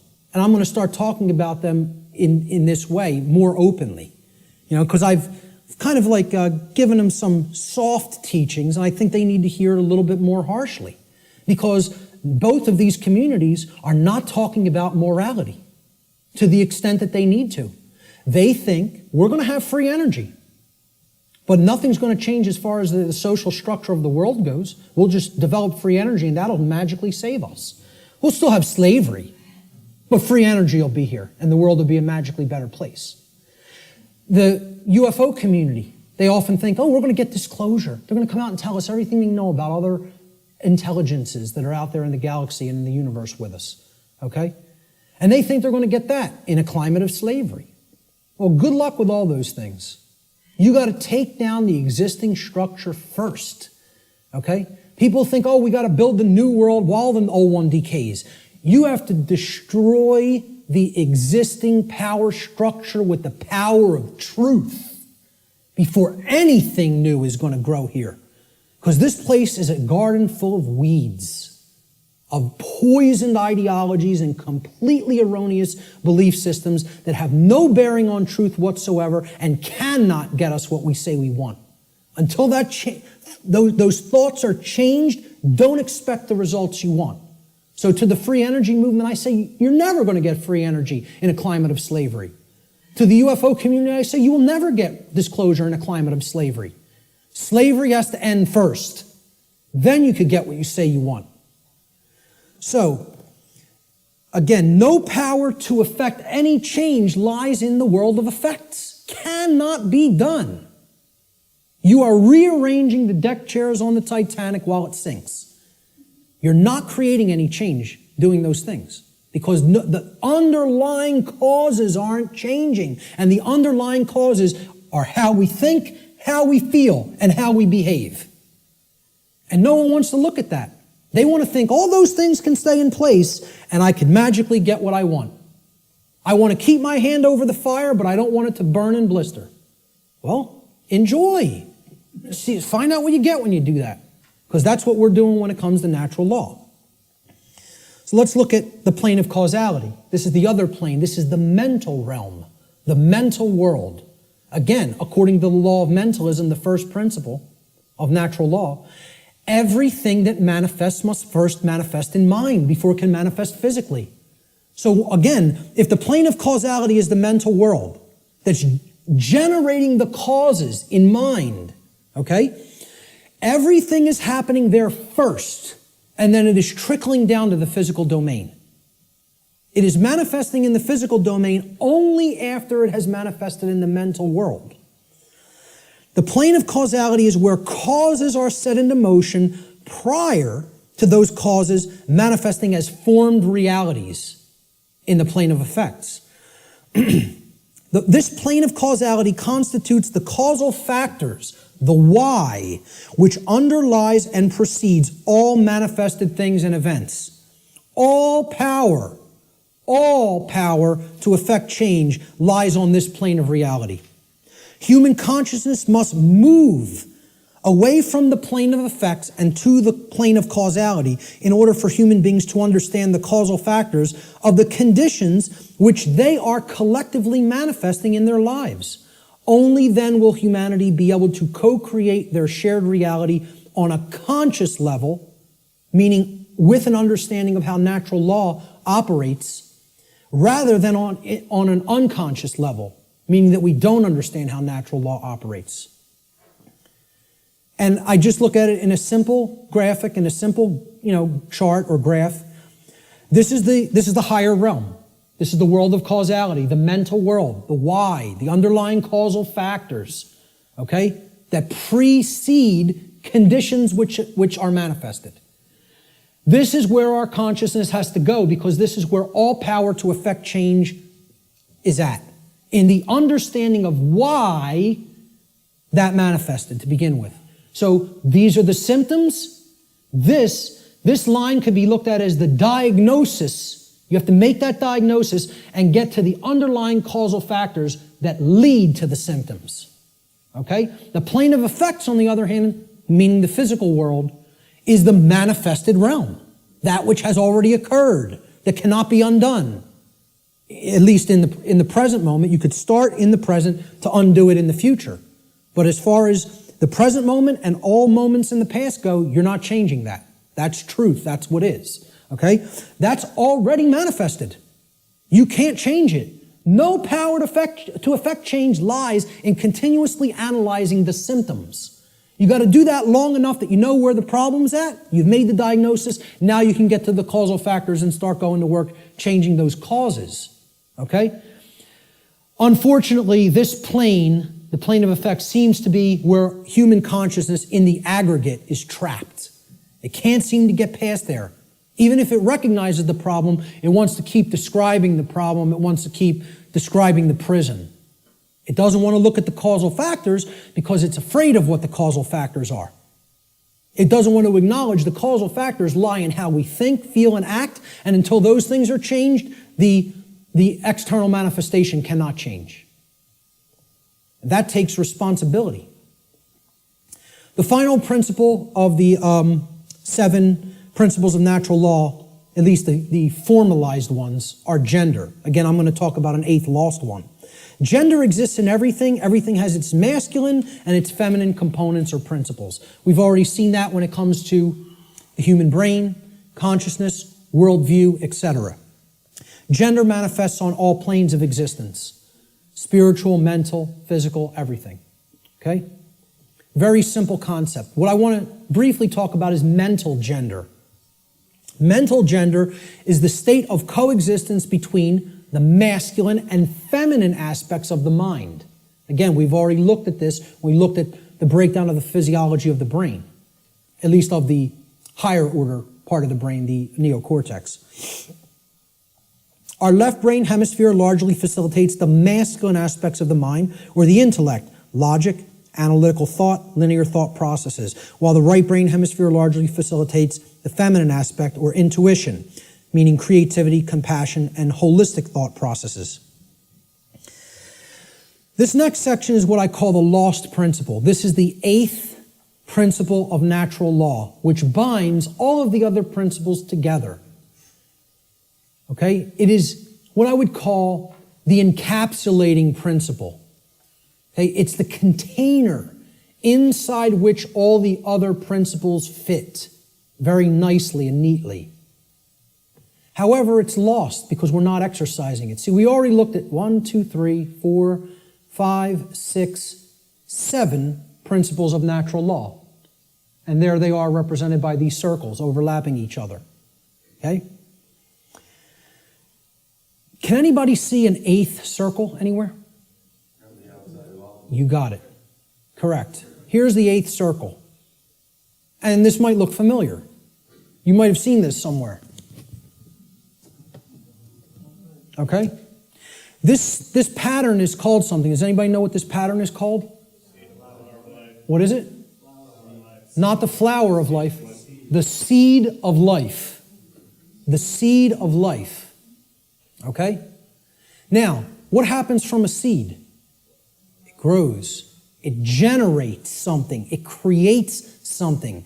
A seed has an outer casing, an outer shell. Okay? That if you're going to get to the inner core of it that contains all of the creative, genetic, generative material, okay, that shell has to be there and intact. You break the shell of the seed, the creative essence of the seed is going to be gone. Okay? Now, what is that principle? Here's what that principle is. It's the 8th, or what I call the lost principle. And it's the thing that has to be present in order for any change to manifest itself.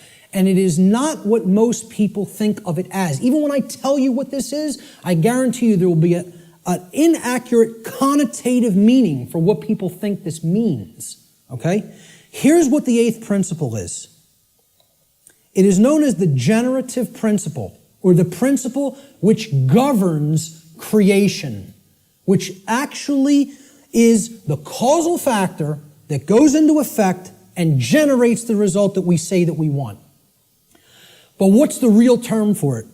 Who can guess what the actual term, what the generative principle of creation actually is? No, it is not action. Okay, now most people will say it's love. I want to distinguish it from the concept of love, even as I'm going to describe love in this presentation a little bit later on. Okay? What is it? Procreation. No? What? Somebody said it. But somebody said something else. No? Who? Care. There it is. Okay? The generative principle is care.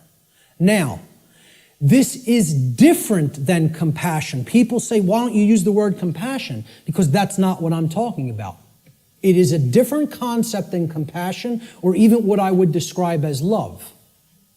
Care, and I mean care with a capital C, and here I didn't even put it with a capital C. I'm just putting it in all uppercase. All uppercase care. Distinguish this from care with a lowercase c. Okay? This means, what are you giving attention and helping to grow? What are you focusing upon? Because what focus you're focusing upon, that's what's ultimately getting generated, getting created, and growing. And this doesn't mean be ignorant of what's going on in the world and don't look at anything that's negative because you're going to feed that and give power to it. That's not what it means. Okay? That means, you know what you're feeding?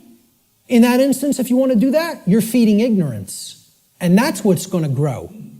It's the exact opposite that the New Agers want you to believe that it is. By ignoring the negative, you are ensuring that more of it occurs. You are fueling it by ignorance, ensuring that it grows and takes over. Okay? What care has to be looked at here as is, this is what you're giving your energy to. This is what you're focused upon.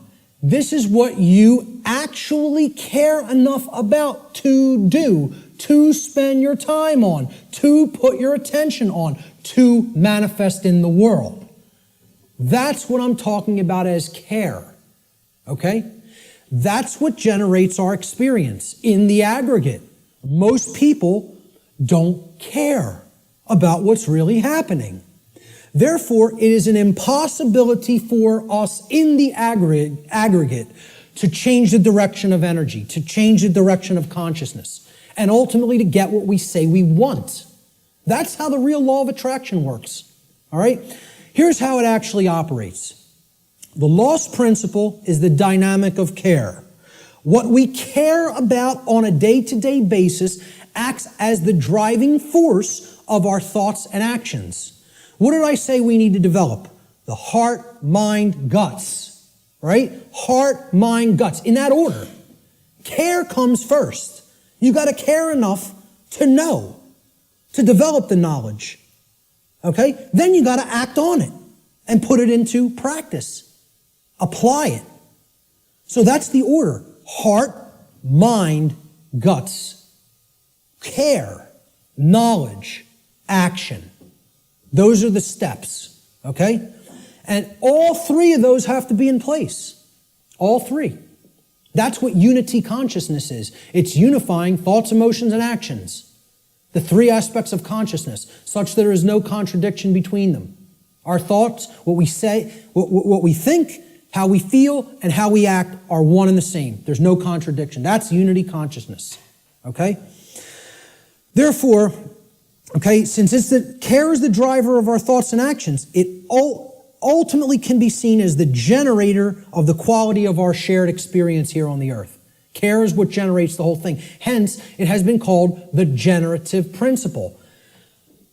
Liken the heart to a pump in the body. Well, what does a pump do? It's a generator. It provides energy. It moves the life force through the blood in the body. In every ancient tradition, they talk about the life force being in the blood. The heart is what pumps that through the whole physiology and enables us to continue to sustain life. Okay? The heart is the generator. It's the pump. It's the center of the being. As important as the brain is, which we just talked about the importance of it, the heart is ultimately what's generating the experience, because what we care about determines what we think about on a daily basis most of the time, and therefore how we behave. All right? So, this principle has often been referred to as the generative principle. Is anybody familiar with the compasses and square symbol of Freemasonry? With the G in the middle? Well, that's what the G stands for at the highest level. They'll talk about many porch masons. These are the exoteric masons that are given the teachings of the profane and they think they're in the know, okay? They're given the information, well, this only means geometry, it only means God, etc., okay? One of the things they'll tell you it means at a slightly higher level is that it means gnosis, knowledge, okay, which we saw the meaning of in Greek earlier. At a higher level, at illuminated levels of Freemasonry, which are above 32nd degree, they will give you what the real meaning of the G inside the compasses and square is. And it is the generative principle. It means Genesis, creation. Okay? And yeah, you can tie that right back to God. I'm not saying those things are different. And the forms that get created in the physical manifested world are geometric forms. So it is geometry as well. It's all these things. But at the highest level, it's the generative principle. That's what that G really stands for in esoteric Freemasonry. Okay? It's called the generative principle because that means to create. It comes from, the word generative comes from Latin. The verb generare, as we've already talked about, means to create. And the generative principle is what we create through. And it's lost because people don't care. They don't have care. Hence, it's the lost principle. Okay? Here's how it works, folks. What we care enough to put our will behind. Okay? So again, heart, mind, guts. Guts is the will.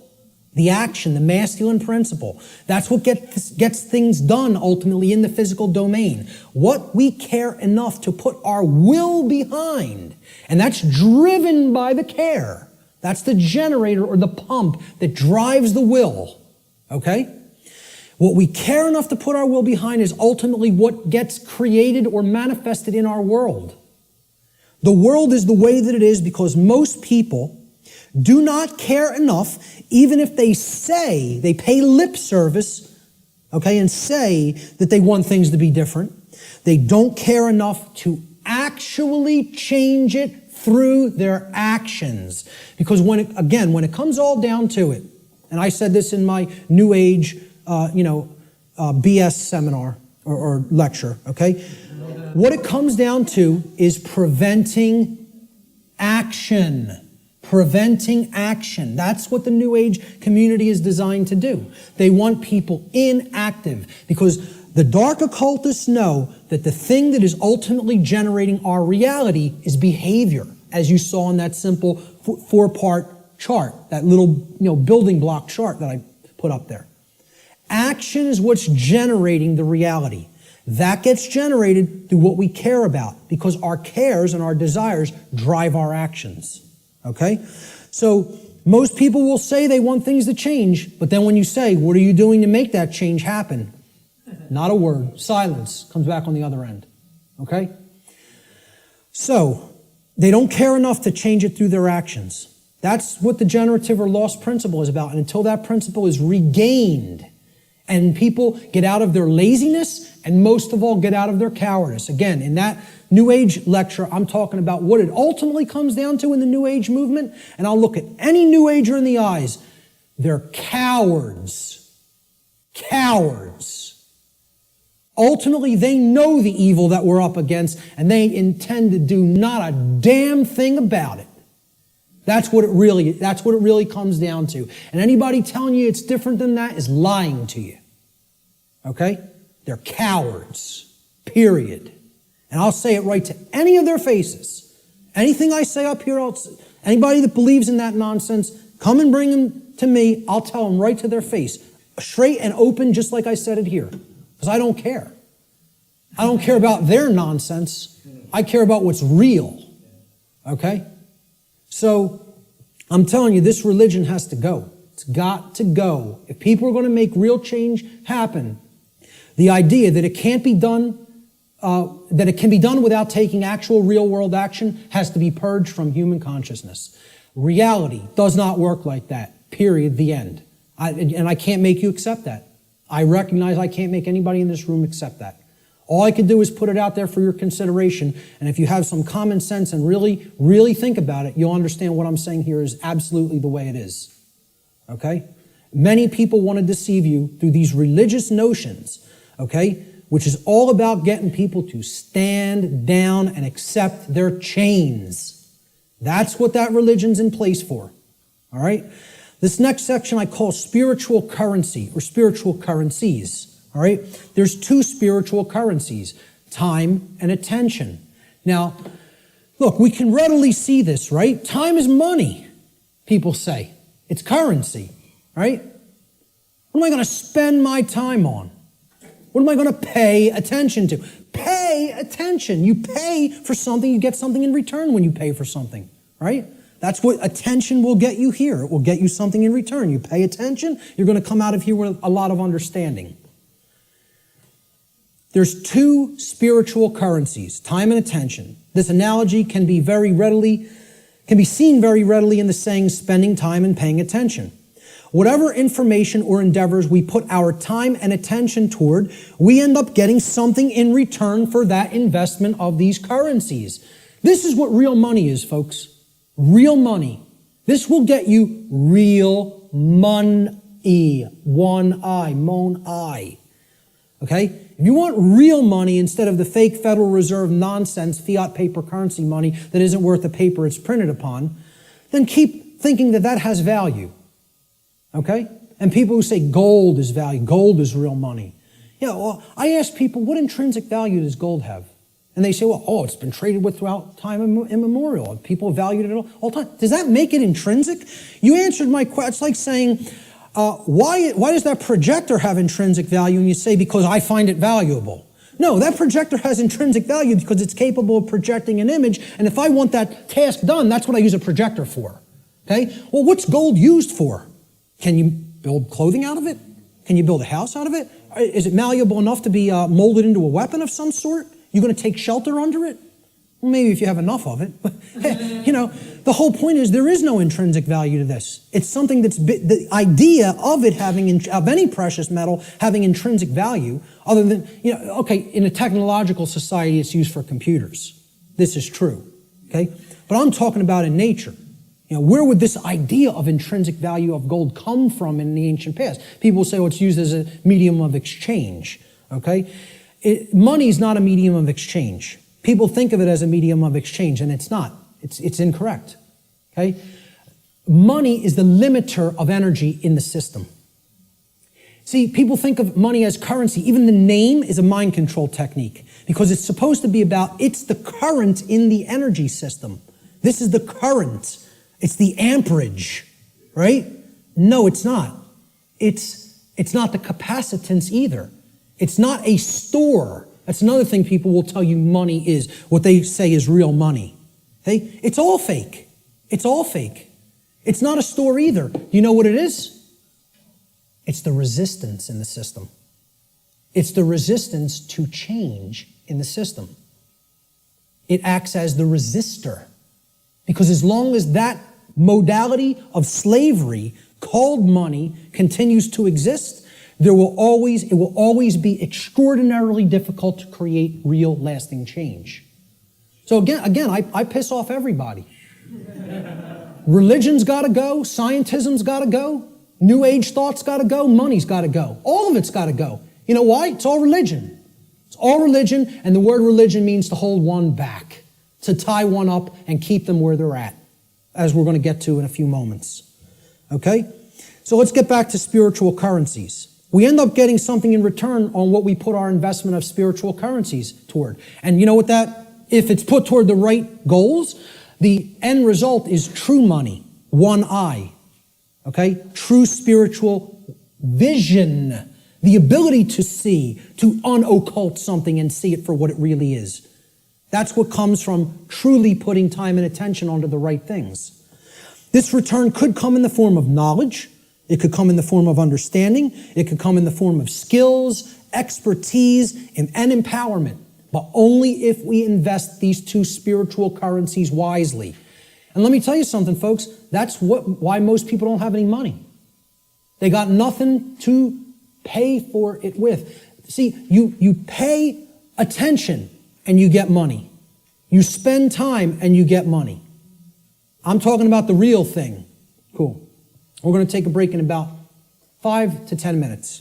Okay? So we have to invest our spiritual currencies wisely. We should seek to improve our quality of attention by placing it upon information that is capable of improving both ourselves and the human condition as a whole. Give me a heads up in about 8 or 9 minutes. Thank you. Such an effort would also constitute a valuable investment of our time. We should ask ourselves, what am I spending my time on? What am I spending my time doing? And what am I paying attention to? That's where you will find whether you're investing in real value, something that is truly valuable. If most of the time we're spending our time on nonsense and trivialities and, divisive things and TV and sports and all other kinds of entertainment and distraction, well, you're going to have a return on that investment, and that return is going to be low. It's not going to result in much money, real money. Okay? Most importantly, we need to ask ourselves, what kind of quality am I getting in return for my investments of time and money? Time and attention, I'm sorry. Okay? These are the spiritual currencies. And that's what most people don't want to give. They don't want to give these freely for a return on investment. They don't want to pay attention to the right things. They don't want to spend time on the right things. This is a simple chart of how our quality of our attention, okay, and again, this is in the aggregate, but it's created by all the individuals. How the quality of our overall attention as a species will affect our world in accordance with the principle of correspondence, which states, as goes the microcosm or the microcosmic units, so will become the macrocosm. Okay? So over here, we have a pure information stream. This is good information. This is information that is capable, that resonates with truth, and is capable of helping to develop wisdom or right action within the being. This over here is the poisoned information stream like we get from the mainstream media, from scientism, from the New Age movement, from government indoctrination centers called schools, okay?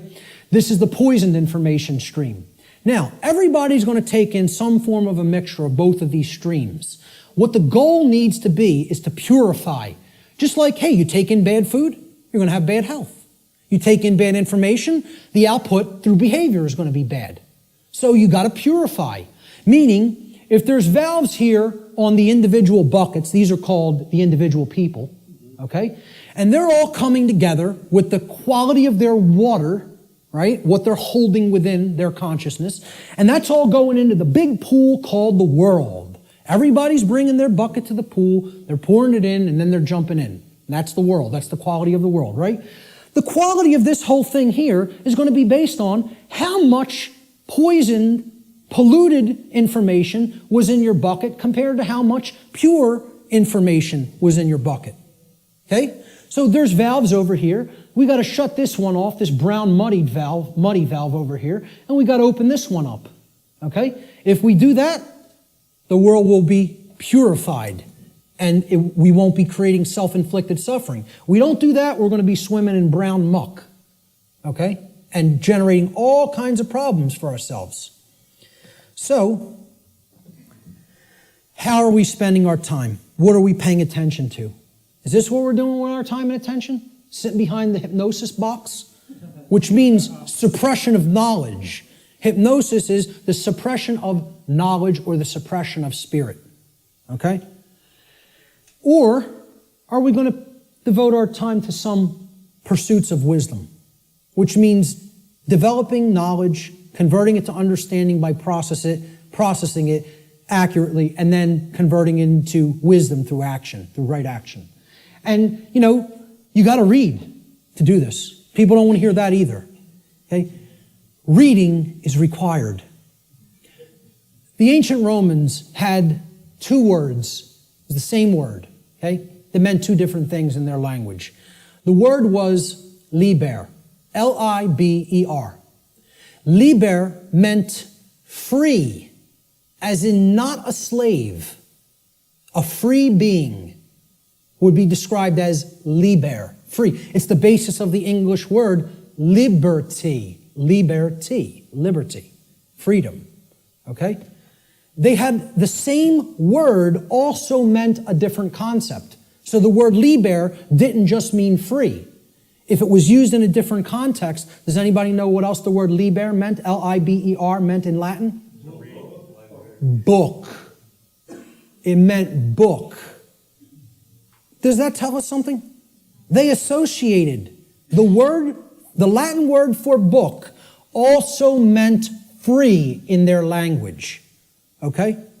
And again, liber is the basis for the word library. Okay? Library. Okay? Where you can go to become free if you read the right books.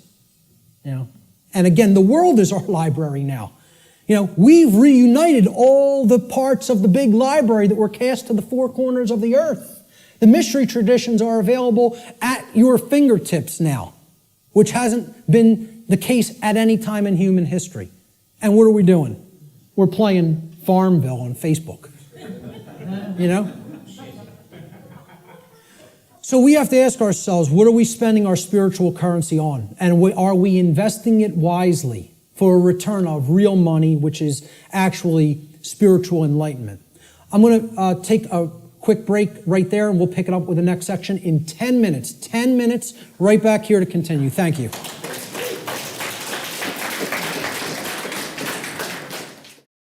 So natural law has been called many different things in different traditions throughout the world at different times in history.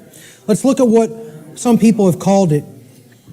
It's been called the law of cause and effect, or the laws of cause and effect.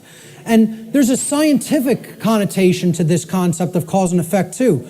Even scientists will say an effect invariably follows a cause.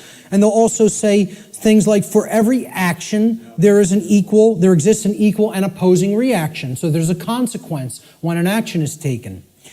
In the more New Age circles, you've heard it referred to as the law or laws of attraction. Okay? I call this presentation the real law of attraction. So, however, there are some good things that the New Age community, and I don't tell you it's all bad, I don't make that blanket statement, okay? It is a religion in many respects, but however, there are some truths embedded in it that can be taken on their own and, value can be gleaned from. So one of those sayings is the energy that we emit is the energy that we attract. This is true. What we're putting out into the universe is what we're getting in return from the universe and what we're creating in our reality. Energy flows where attention goes. I just talked about this in the last section. What we put our attention on is what ultimately gets manifested in the world. As you think, feel, and act, so you shall be. Some of the teachers of different variants of law of attraction teachings have only put the first part in that. As you think, so you will be. No. As you think, feel, and act, so you will be. And most of all, as you act, so you will be. Most of all. Okay? So, it's been called karma. It's been called moral law, as I talked about before. And this is, captured beautifully by the phrase, what we sow, we reap. The seeds that you scatter, that's what's going to grow, and that's the fruit that you're going to harvest. So, a very accurate way of looking at it. Again, it's been called consequentialism. That's another thing I could put into this chart. In other words, that there is free will, but there is no free will without consequence. That's called consequentialism. That would be another very accurate way of referring to natural law. And finally, the golden rule, it's been called. Okay? And it's been stated in the affirmative as, do unto others as you would have done unto yourself. I find this much more powerfully stated in the negative, or what I call the apophatic variant. And we'll talk about what apophatic and apophasis means in a few moments. I think it would have been much less ambiguous, the golden rule, if it was said like this. Do not do to others as you would prefer not to have done unto you. Now the ambiguity goes away because people want to be treated slightly differently. Hey, a masochist might want to get beaten by a sadist. Okay? But that doesn't mean, do that to others because you like it. But people know what they don't want. They don't want their rights taken. They don't want their property taken or damaged. They don't want to be harmed in their person. They don't want any of those things. They don't want to be lied to. They don't want to be deceived. So don't do those things to other people. So let's jump into this is the heart of the presentation here. It's how natural law actually works in our lives. What are its expressions? How can we come to understand how this operates? There are ways of knowing, and they're through these expressions of natural law.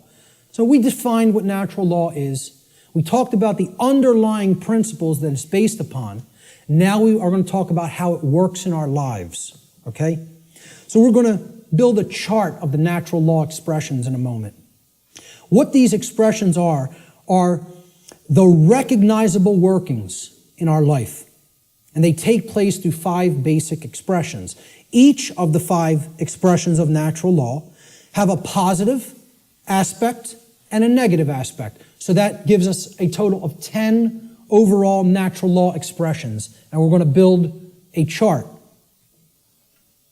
regarding these expressions. Okay? So here's the expression, and then there's a positive aspect to the expression, and there's a negative aspect to the expression. The first expression of natural law is known as, and again, this is what I call these things. There's no hard and fast rules. It's just terminology. It's jargon to try to explain them in words. Okay? These are unseen concepts and laws in reality, in nature, in the nature of the universe. Okay, these are just English word terms that I'm applying to these concepts. Okay? So the first principle of natural law I call the generative polarity. Or in other words, this is the force or energy that we are using at the base level to start the process of creation. Or you could say of co-creation. Okay? We're co-creating the reality that we experience with the laws of nature. So you could look at the first first expression of natural law, which is the generative polarity, as the force that we use to set all of the other events which are to come, which are to manifest in our lives, into motion. Or in other words, what we use, the force that we use to generate or create the quality of our experience. That's the generative polarity. The positive expression of the generative polarity is love. Now, this is not what many people think of as love, okay? It's not familial love. It's not relationship love. It's not Hollywood movie variant of love. It's not romance novel variant of love, okay? I call love consciousness.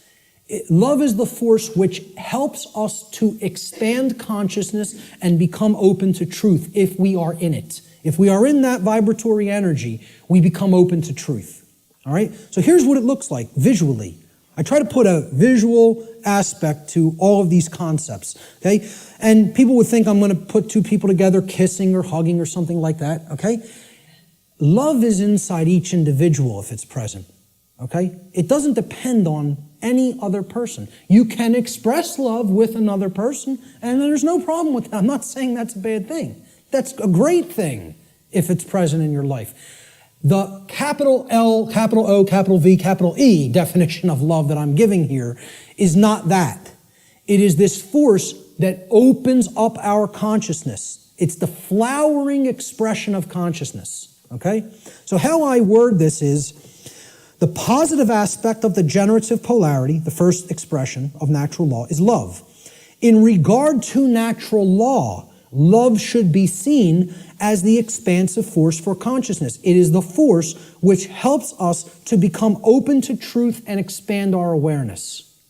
That's the connotation that I'm giving for the concept called love here. Okay, that's the positive expression of the creative polarity. Now, the negative expression of the creative polarity is the exact opposite of love. So people will automatically think, well, that's hate. And it is not. Because the thing that puts consciousness in a box and prevents it from growing and keeps it where it's at is what? Fear. There it is. Fear. Fear is the basis for unconsciousness. You cannot be unconscious of anything in particular unless you fear it. Okay, that's what shuts consciousness down. And here's my visual for it. Fear. I don't want to look at that. That's too horrible for me to contemplate. That can't be true. I don't want that to be true. That's all fear. Okay? The negative aspect of the generative polarity is fear. Fear is the contractive force for consciousness. Fear is the force which influences us to become closed to the truth, and it is the force which ultimately shuts down our awareness. That's why so many people are unconscious, because they are fearful.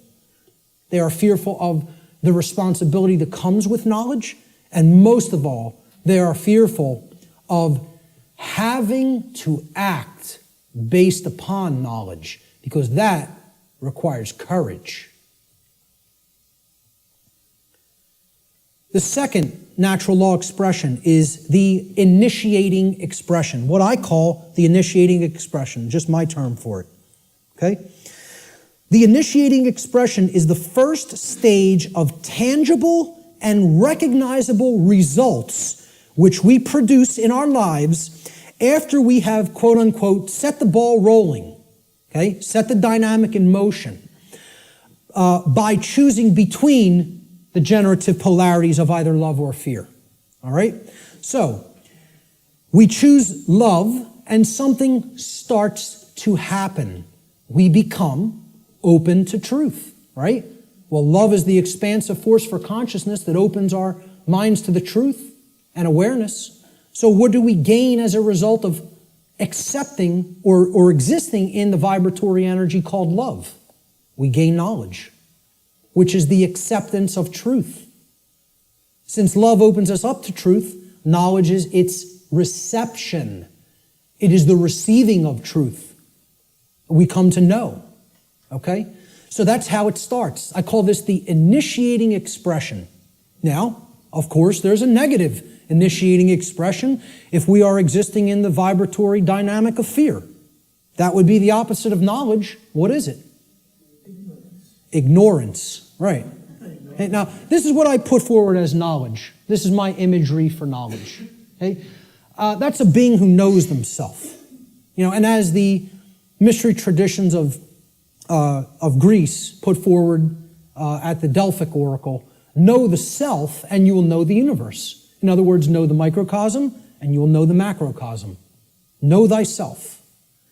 The positive aspect of this initiating expression is knowledge or the acceptance of truth. Knowledge positively influences the quality of our lives because it positively influences our decision-making processes that lead to understanding in every area of our lives. You want to know how something works and ultimately create something good? You have to have knowledge. You want to know how a car works? Keep it running in good order, you have to have knowledge. You want to know how a computer works? Keep it running in good order, you have to have knowledge. You want to know how the human psyche works and keep it running in good order so that conditions on earth manifest the way you want them to manifest? You got to have knowledge. Not getting out of this condition without learning. Learning is the key, it's the answer. Knowledge is the answer. And people don't want to hear that. They don't want to hear it. They want to think we're magically going to manifest the desired conditions that we say we want without learning a thing. It doesn't work that way. So again, the negative initiating expression is ignorance. Ignorance is the refusal of truth. It is the refusal to gain knowledge. Okay? Because we are in fear. So here's what I put as the image for ignorance. The population that is hypnotized, that wants to keep paying attention to nonsense and trivialities, feed themselves tons of GMO food that is crap for the physiology, Pay attention to distraction, entertainment, mainstream news and media, It's all there to just shut the consciousness down and keep people in a depressed psychological state and keep them in a state of psychological infancy. The negative aspect of the initiating expression of natural law is ignorance, or the refusal of truth. Ignorance negatively influences the quality of our lives because it negatively influences these decision-making processes that lead to understanding in every area of our lives. If you're ignorant about how anything works, you can't create the desired condition. It's just not possible. It's important to remember, again, that ignorance should be distinguished from nescience, which means not knowing because necessary information is not present or was unattainable. Ignorance, on the other hand, means not knowing even though necessary information is present because that information has been willfully refused or disregarded. And again, to keep us in ignorance, they don't need to hide the information anymore because it's not hidden anymore. It's out. And once again, it's available at your fingertips for free if you have the desire to take it in. But now, the manipulation mechanism that is used is dissuade people from looking at it, provide endless entertainment, provide endless amusement, provide endless distraction, and say there's nothing to any of that stuff. That's just some old crazy religion that you don't need to understand. It's no different than any other religion, believing that natural law exists. Okay? That's what people will insist on telling you. So people will be dissuaded from ever looking into it, and they'll disregard it of their own choice. Thomas Jefferson said that if a nation expects to be ignorant and free in a state of civilization, it expects what never was and never will be. Freedom and ignorance are antitheses of each other that can never coexist simultaneously. That is an impossibility in natural law. I'm going to put up a couple other quotes on ignorance. Samuel Adams said, "No people will tamely surrender their liberties, nor can any be easily subdued. When knowledge is diffused," that means it's everywhere present, "and virtue is preserved," meaning morality.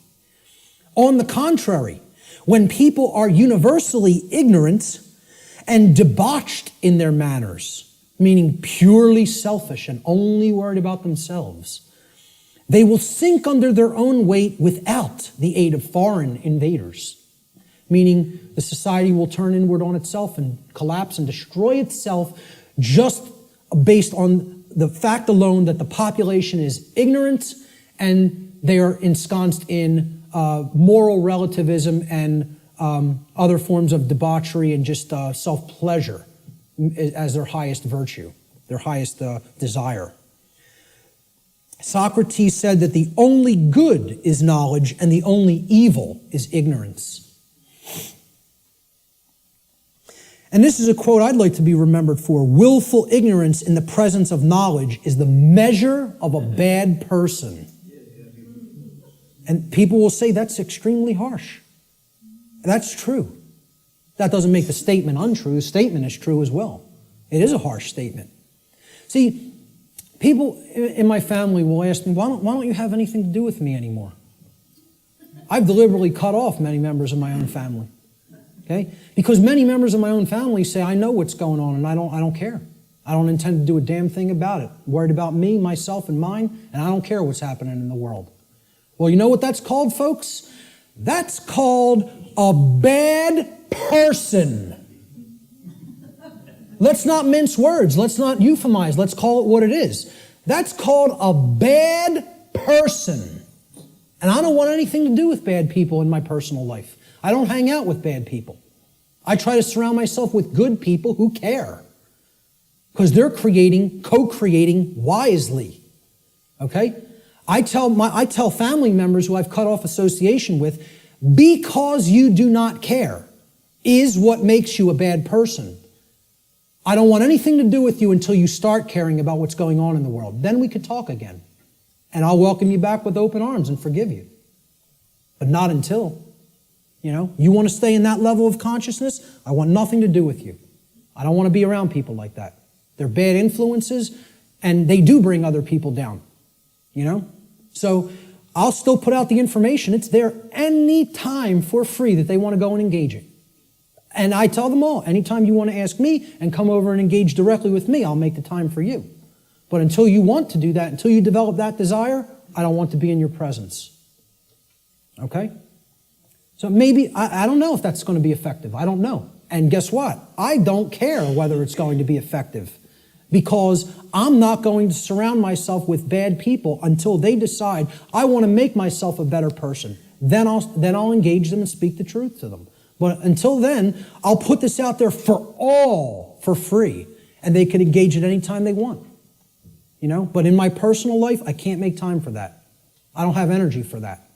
I barely have energy for this. An anonymous quote, I believe this was from some internet forum. I don't know what the gentleman's name was, but it was a great quote. Ignorance is the root cause of all evil. And since only knowledge eradicates ignorance, it is our duty and moral obligation, there's that term, to educate ourselves as well as the masses around us. That's a moral obligation if you're in a position of knowledge. And once again, that's why I do what I do. I don't do it because I like people. Believe me, Barb will tell you how much I like people. I don't do it to make friends. I don't do it to make money. I do it because it's a moral obligation and for no other reason. I don't serve people. I serve truth. Truth is the force which I serve. And I bend the knee to no other. That's it. That's it. So great quote on ignorance there. Great few quotes on ignorance. Let's look at the next expression. The internal expression is what happens inside of us, very simply. So now, we've started creating with a polarity. Something has happened in the world, either acceptance of truth or refusal of truth. Now something's going to take place inside of us, right? So look, this level is that knowledge level, right? This is the base consciousness level. You could look at, that's the foundation. Remember that 4-block diagram, right? You could look at this. Here's the foundation. This is the foundation that lies underneath the trivium, right? Okay? That's as deep as it gets. Consciousness or unconsciousness, love or fear. That's what everything is a choice about, between, right? Now, here's that first block. Knowledge or lack thereof. Knowledge or ignorance, right? And you can see these polarities are like that concept of, the polarity aspect of the natural law principles, okay? There's one thing that's real, and then this is the illusion, okay? These are two aspects of the same thing. This is consciousness, and this is its lack. This is acceptance of truth, and this is the lack of that, okay? So it's the same thing, but opposite in degree, which is why they're the same expression. Now, what happened after knowledge or lack thereof? We went up to understanding, right? So that's what this level is. Understanding happens internally, right? It's an internal process, all right? So the positive aspect of the internal expression is when we come to understand through developing the knowledge and the acceptance of truth that we are sovereign. Sovereignty is the expression, the internal positive expression of natural law. Now, again, underneath these, in parentheses, I always put what I call these things, another name that I've given to these things, these concepts. I call sovereignty internal monarchy. Internal monarchy. Now, monarchy means one ruler. Mon means one, is a prefix for one, and archon in Greek means ruler or master. So, internally, we each need to master and rule ourselves. This is our kingdom that we get to rule and nowhere else. We don't get to rule over anybody else. Many people think they're the rulers of other people, but they're wrong. Each of us is a sovereign being. Sovereignty, as we're going to see, means that you're not owned by anyone else. No one else owns you if you're sovereign, okay? So here's my expression, my visualization for sovereignty, okay? Somebody who truly has the light. They have the light at their disposal. They're bathed in it. It's flowing within them, okay? And light has always been associated in different mystery traditions as knowledge. It's been a symbol that has represented knowledge. This is the person who has the knowledge and has gone through the decision making and filtering processes with that knowledge to come to an internal understanding that they are a sovereign being. And I have news for everybody, whether you know it or not, whether you are familiar with the term or not, every person here is a sovereign, and you can never not be. It is an impossibility for you ever to be non-sovereign. It cannot be done. Cannot be done in nature. Okay? Every single human being on this planet is a sovereign being. And we're going to look at what a sovereignty actually means. The positive aspect of the internal expression is sovereignty, or what I call internal monarchy, meaning one ruler within. Internal monarchy, one ruler within. As a state of consciousness, sovereignty means that one has unified the three aspects of their consciousness, such that there is no internal contradiction between one's thoughts, emotions, and actions. We become a being that as we think, so we feel, so we speak and act. And there's no contradiction between those. We're not torn apart from within in this state of internal opposition amongst our own consciousness. Okay? Moreover, let's break the word sovereign down. That's where we're going to come to the real meaning of the term. Sovereign is derived from the Latin adverb super. Super means above. See, in classical Latin, there's no V in classical Latin, right? There was no V character. Actually, if you wrote a V like that, it was a U, okay? And why a double U looks the way that it is. It's two V's, actually. But that sound was U in Latin, if you see a V. There's no V sound in classical Latin. It doesn't exist phonetically, all right? So this phonetic variation that we express as V or V in English, in Latin was P or B. It was represented by a P or a B. So what we're really seeing here is suver, okay? But it was pronounced in Latin super, like super. Well, what does super mean? Super, you're beyond, you're above and beyond, okay? It means above or beyond, that's what it means. A superman is one who's beyond an ordinary man, right? The Latin noun regnum comprises the second part of the etymological root of this word. Regnum, it comes from rex regis in Latin, or regis. It means king. So regnum was the king's rulership. Regnum means his reign. It's where the word reign comes from in English, regnum, in Latin. It means rulership or externally imposed control. Okay? Not control in the context, I'm going to control my emotions, I'm going to control my behavior. No. It means I'm going to control you externally by imposing my will over your will through coercion. That's the context of rulership or control that I'm talking about here. So put them together. Super regnum, sovereign, means above or beyond externally imposed rulership or control by another. That's what it means. Sovereign means not a subject to another being, like a king, like one who considers himself a king. And it means not a slave to someone who considers themselves your master. That's all sovereign means, folks. Not a slave. And why I say every single person here is a sovereign is because there is no such thing, never has been any such thing, and never will be any such thing as legitimacy to slavery. That has never existed, does not exist now, and never will exist. Slavery is an illegitimate concept.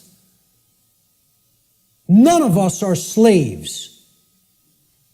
The condition of slavery has been imposed upon people, but it has never in history been legitimate, and it never will in history be legitimate. So there is no legitimacy to the concept of slavery, of the rightful rulership of another being through directly imposing your control through coercion.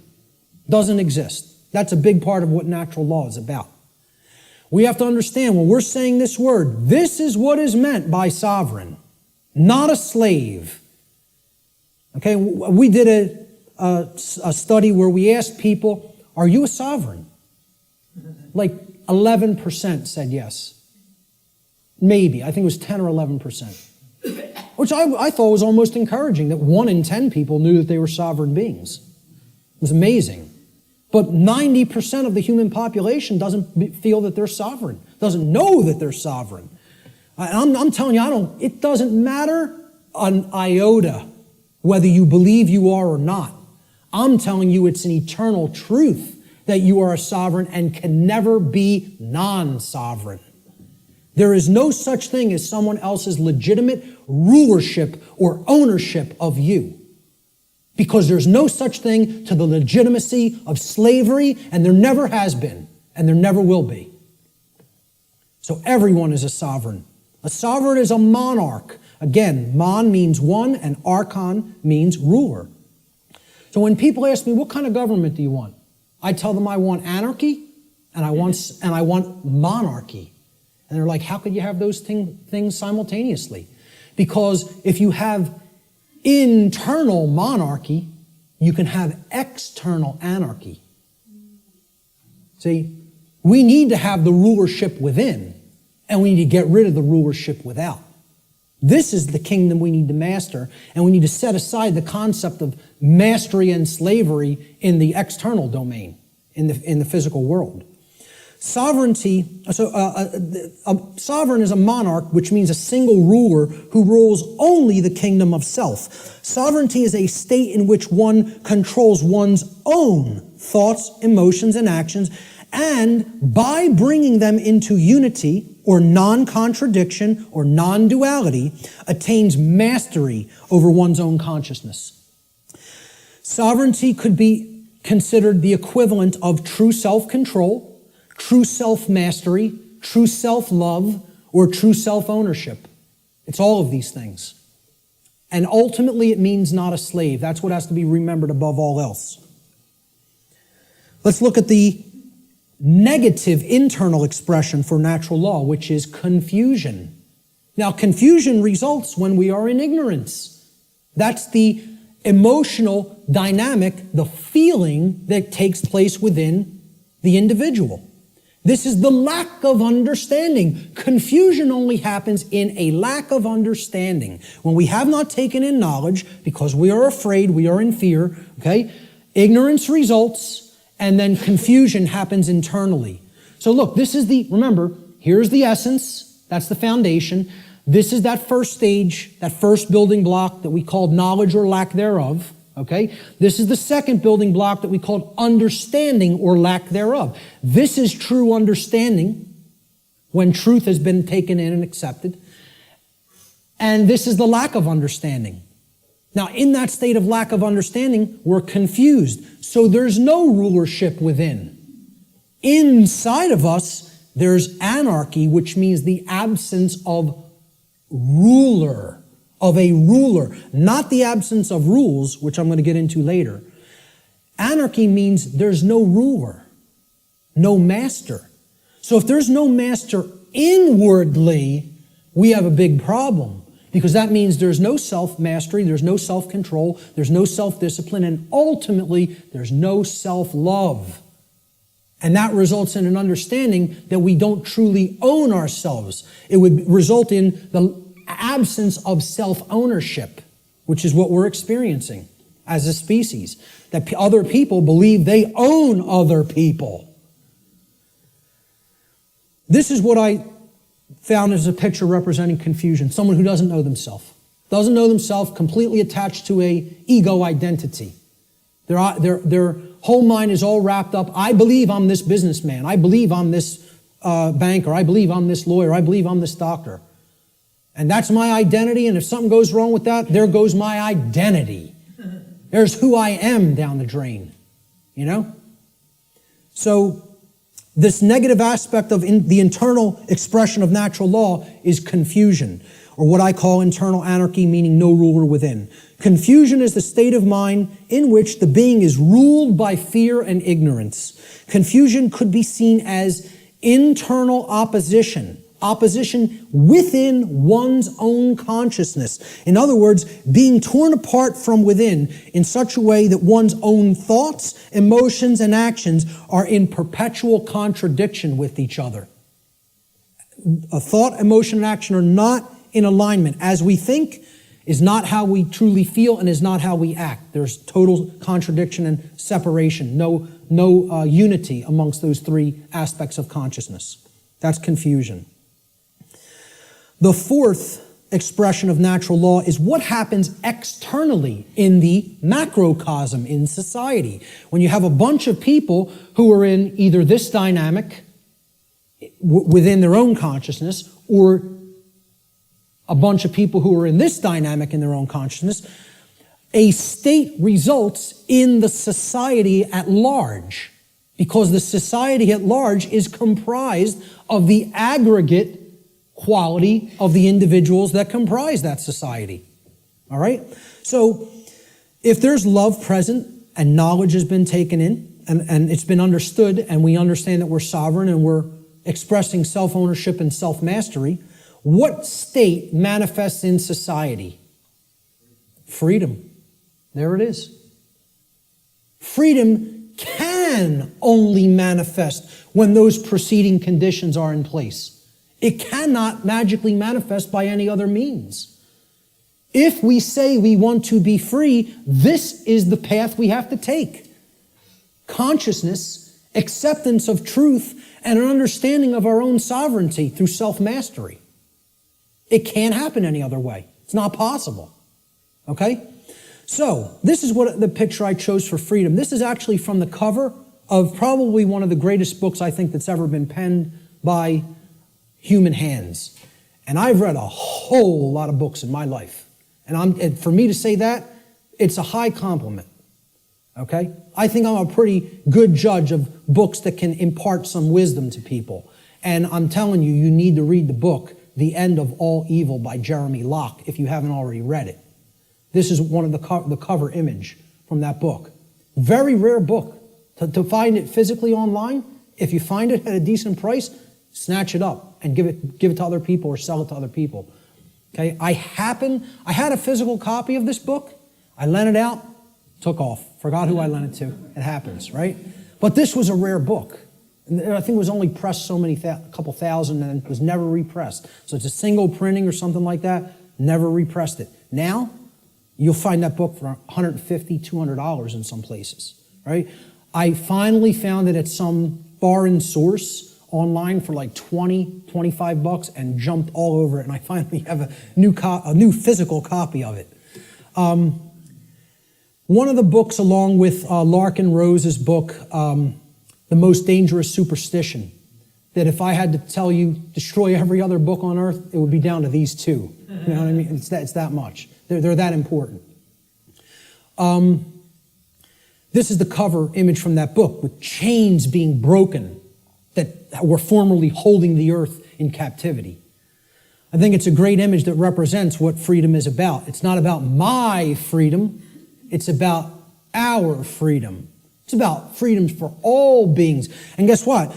Our, when I say that in relationship to the earth, doesn't just mean human beings. It means all beings, including the animal kingdom. So the positive aspect of the external expression is freedom, or what I call external anarchy, meaning externally there are no rulers. There is no condition of masters and slaves. Okay? So that's what anarchy actually means, the absence of slavery. That's what it really means. True freedom for all should be seen as the goal of spiritual development. Such a state can only manifest as a result of human society's adherence to natural law. Can only manifest. Not just will manifest. The only way it is possible for it to manifest is if we understand and adhere to natural law. Okay, so that's the positive external expression, what happens in society. Now, there's a negative external expression, and you can call it multiple things. You can call it totalitarianism. You could call it slavery. I term it simply control, externally imposed control.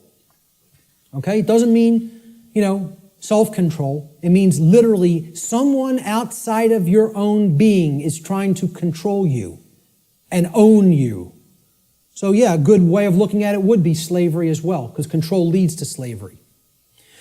Control is what I call external monarchy, meaning there's a ruler from without that believes they do own you and wants to continue to own you as their subject or slave.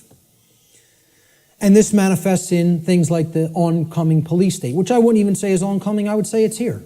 Say we're already living in it. It's not something that's going to happen in the future. It's something that's happening in the present. People talk about it as something they're trying to avoid from happening. What makes people think it's not already happening? The negative aspect of the external expression of natural law is control, what I call external monarchy, one external ruler, the concentration of illusory power, in the hands of institutions like government. Control is the pathway to all forms of evil and destruction. It results when a society lives in direct opposition to natural law.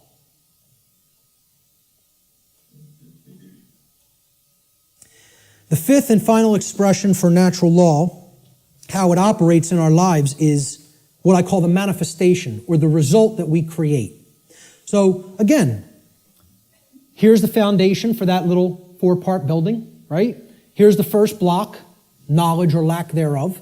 Here's the second block, understanding or lack thereof. Here's the third block, wisdom or lack thereof, which is why we're in a society that's completely based in control, because we're drowning in knowledge and having a lick of wisdom. Or very, very little, I should say.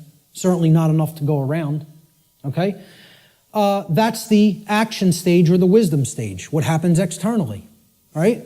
This is that top block. Remember the top white block that sat on top? We had the blue block at the bottom, then the red, then the green, and then the white block. This was the manifestation, the result that we create. Remember little question I put on the top of that white block? Who can tell me what it was? The manifestation. No, the manifestation was either order or chaos. What do we ultimately create? So the positive manifestation is order, or what we would call all the things we say we want. Manifested goodness, everything being okay, not creating self-inflicted chaos or suffering. This would be, we get what we say we want to get. And there's requirements for that, and here they are. There's the requirements. You got to be in this vibratory energy of consciousness. You have to accept the truth and develop knowledge. You have to have an understanding that you're a sovereign being, and you have to work toward the manifestation of true freedom.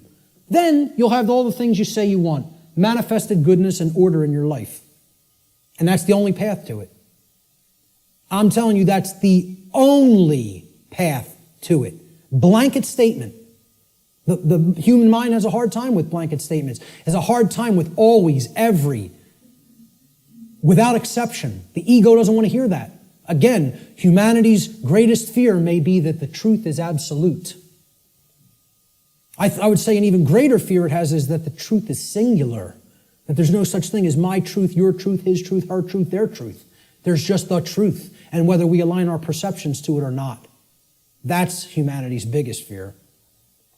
So this is what I viewed order as being like. Okay, we have beings that are actually full of the light, and they're working toward a world that is based in freedom, cooperation, knowledge, sovereignty, no control. Okay? It's what I call in some of my former presentations cooperative spiritual anarchy, which is the natural condition of humanity. The natural, meaning spiritual, natural condition of the human species that has been blocked from manifesting through mind control, indoctrination, fear-based, trauma-based methods. So that's what I call order, the positive manifestation, manifested goodness. It represents everything we say we want, and it only results when there is balance or justice.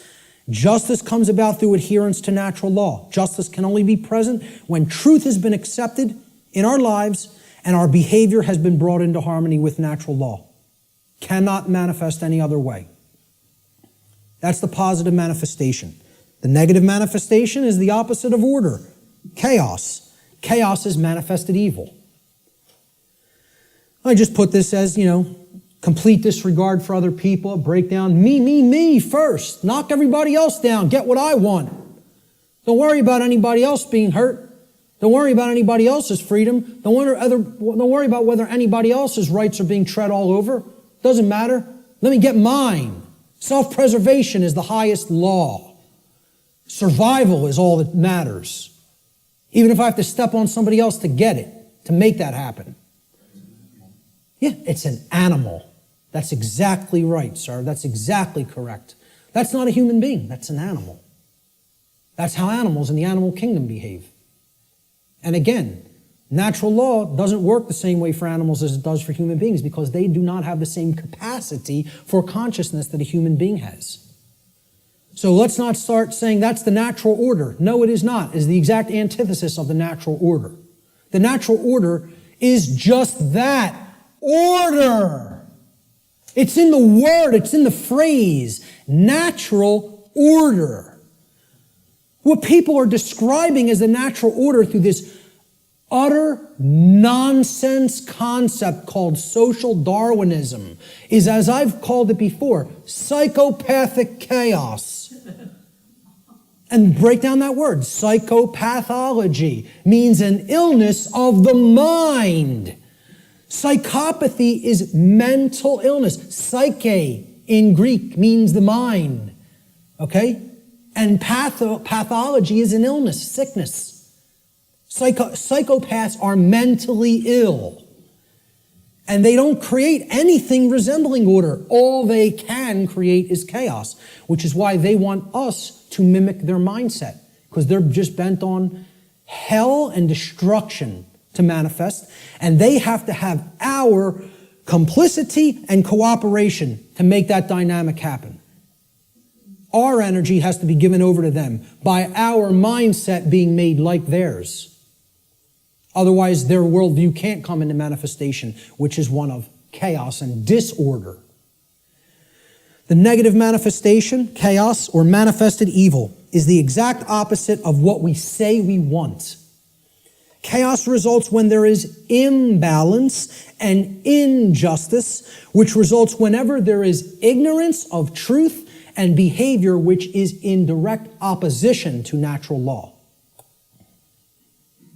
So that's our chart, and one last thing I want to say about it is that the manifestations or the expressions of natural law are what I would call, they're unilateral. They don't cross into each other, okay? There's no such thing as, well, I've accepted the truth and I've developed knowledge, so now I'm in a state of confusion. It doesn't work like that. Okay? You can't go from ignorance to sovereignty, to the understanding that you're sovereign.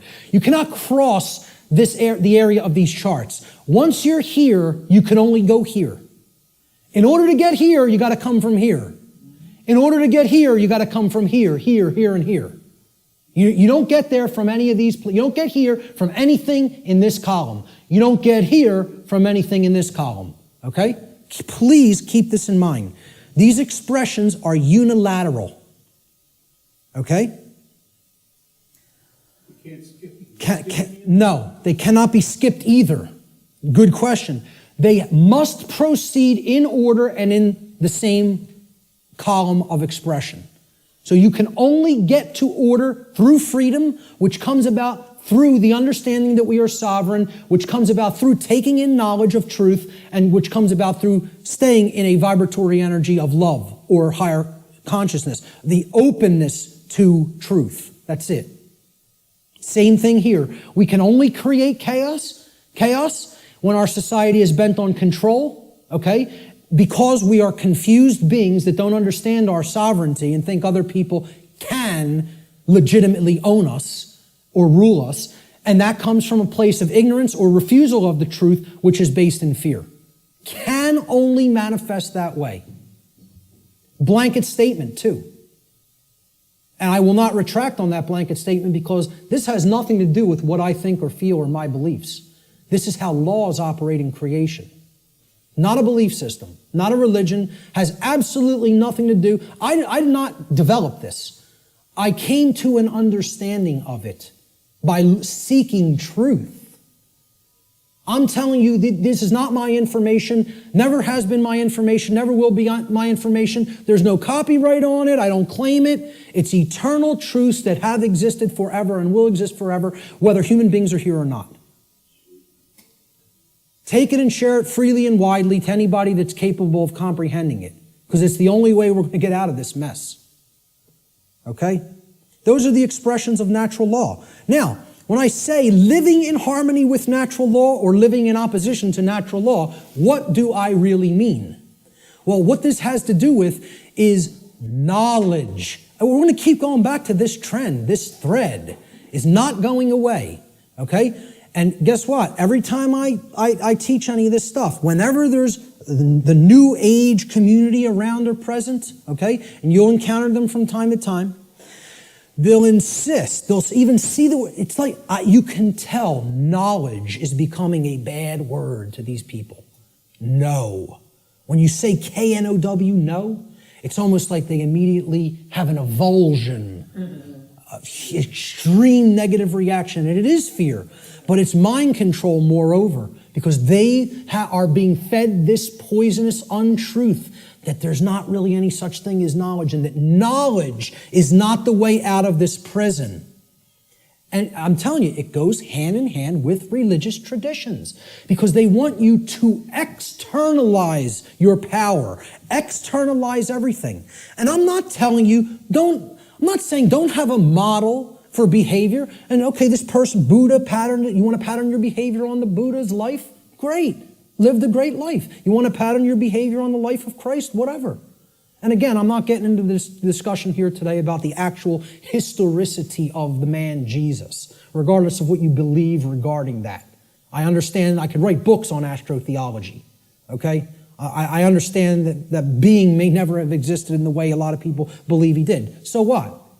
Whether Siddhartha Gautama existed in the form of a man or not, or whether that's an allegory, who cares?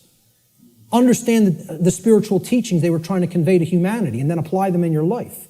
Live by that ethic, that code, and great, okay? And have whatever religious notion you want, okay? What I'm saying is what this religion called the New Age movement and what many official, organized, regional religions, okay, do is they try to take the emphasis off knowledge.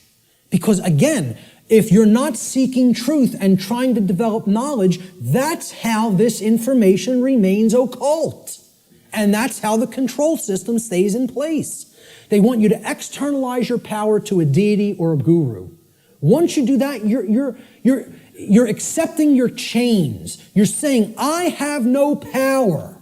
Let me tell you something, folks. I'm not powerless. I am full of power. Why? Because I have knowledge of how things actually work. Nobody can tell me that I'm owned by somebody else and can get me to believe it because I have understanding of my sovereignty. If they can take that away from you by getting you to de-emphasize the importance of knowledge, of self-knowledge, they own you.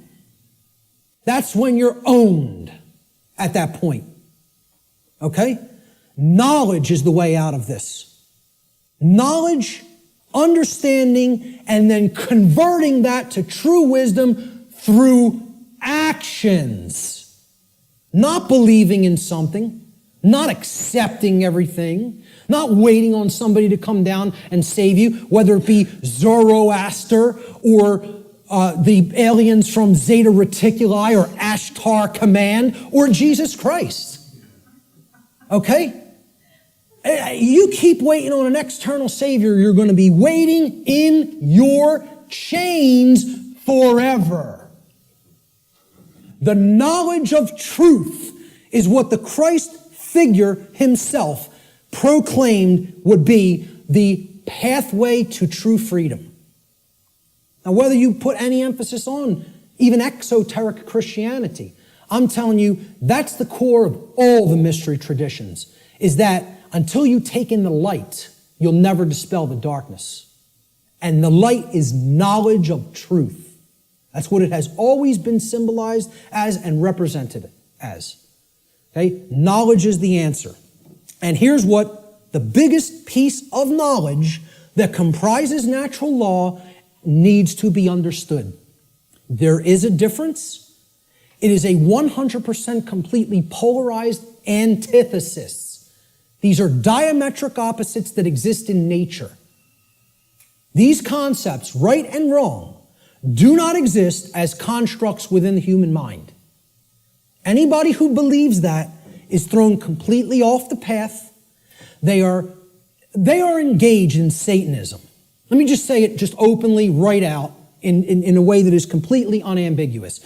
If you believe there's no real difference between these things and that they do not exist in nature, you are accepting Satanism. It's a satanic belief system that comes directly from dark occultism. And once again, you could say whatever you want about believing that or not.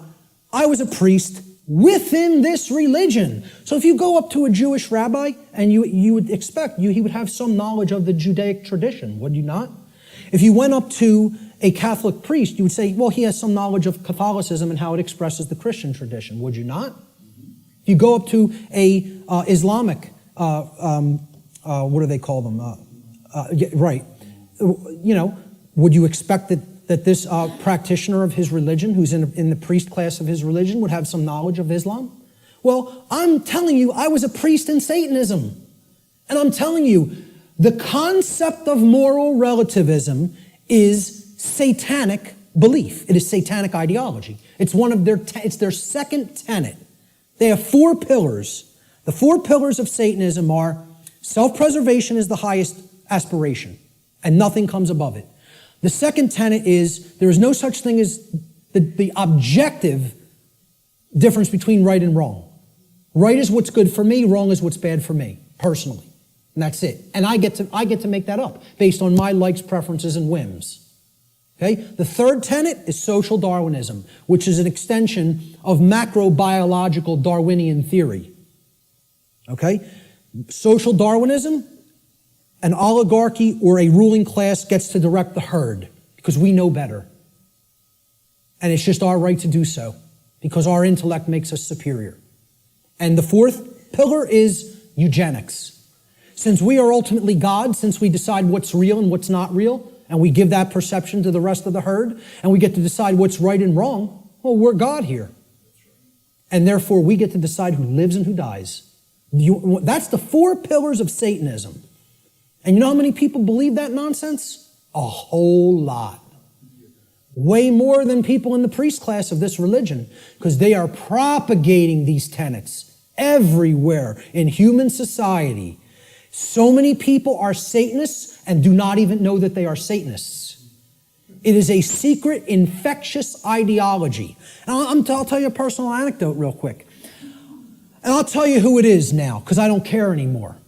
My own grandmother. All right? Let's make it personal. All right? Okay? And I hope she sees it. My own grandmother, I believe was in her late 70s or maybe early 80s at the time. Okay? I think she's in her mid-80s now. And I don't speak to her anymore. I took a printed sheet of paper that I printed out of my printer, printed it out of a laser printer, and I put a little piece of white tape. I taped a piece of white paper over the heading, the title of the document. And I asked her to read this. It had 4 paragraphs, right? And the paragraphs described each of the tenets of Satanism, very briefly. Self-preservation is the highest law, etc., etc. Moral relativism is what we believe in. Social Darwinism is what we believe in. And we believe in eugenics. Okay?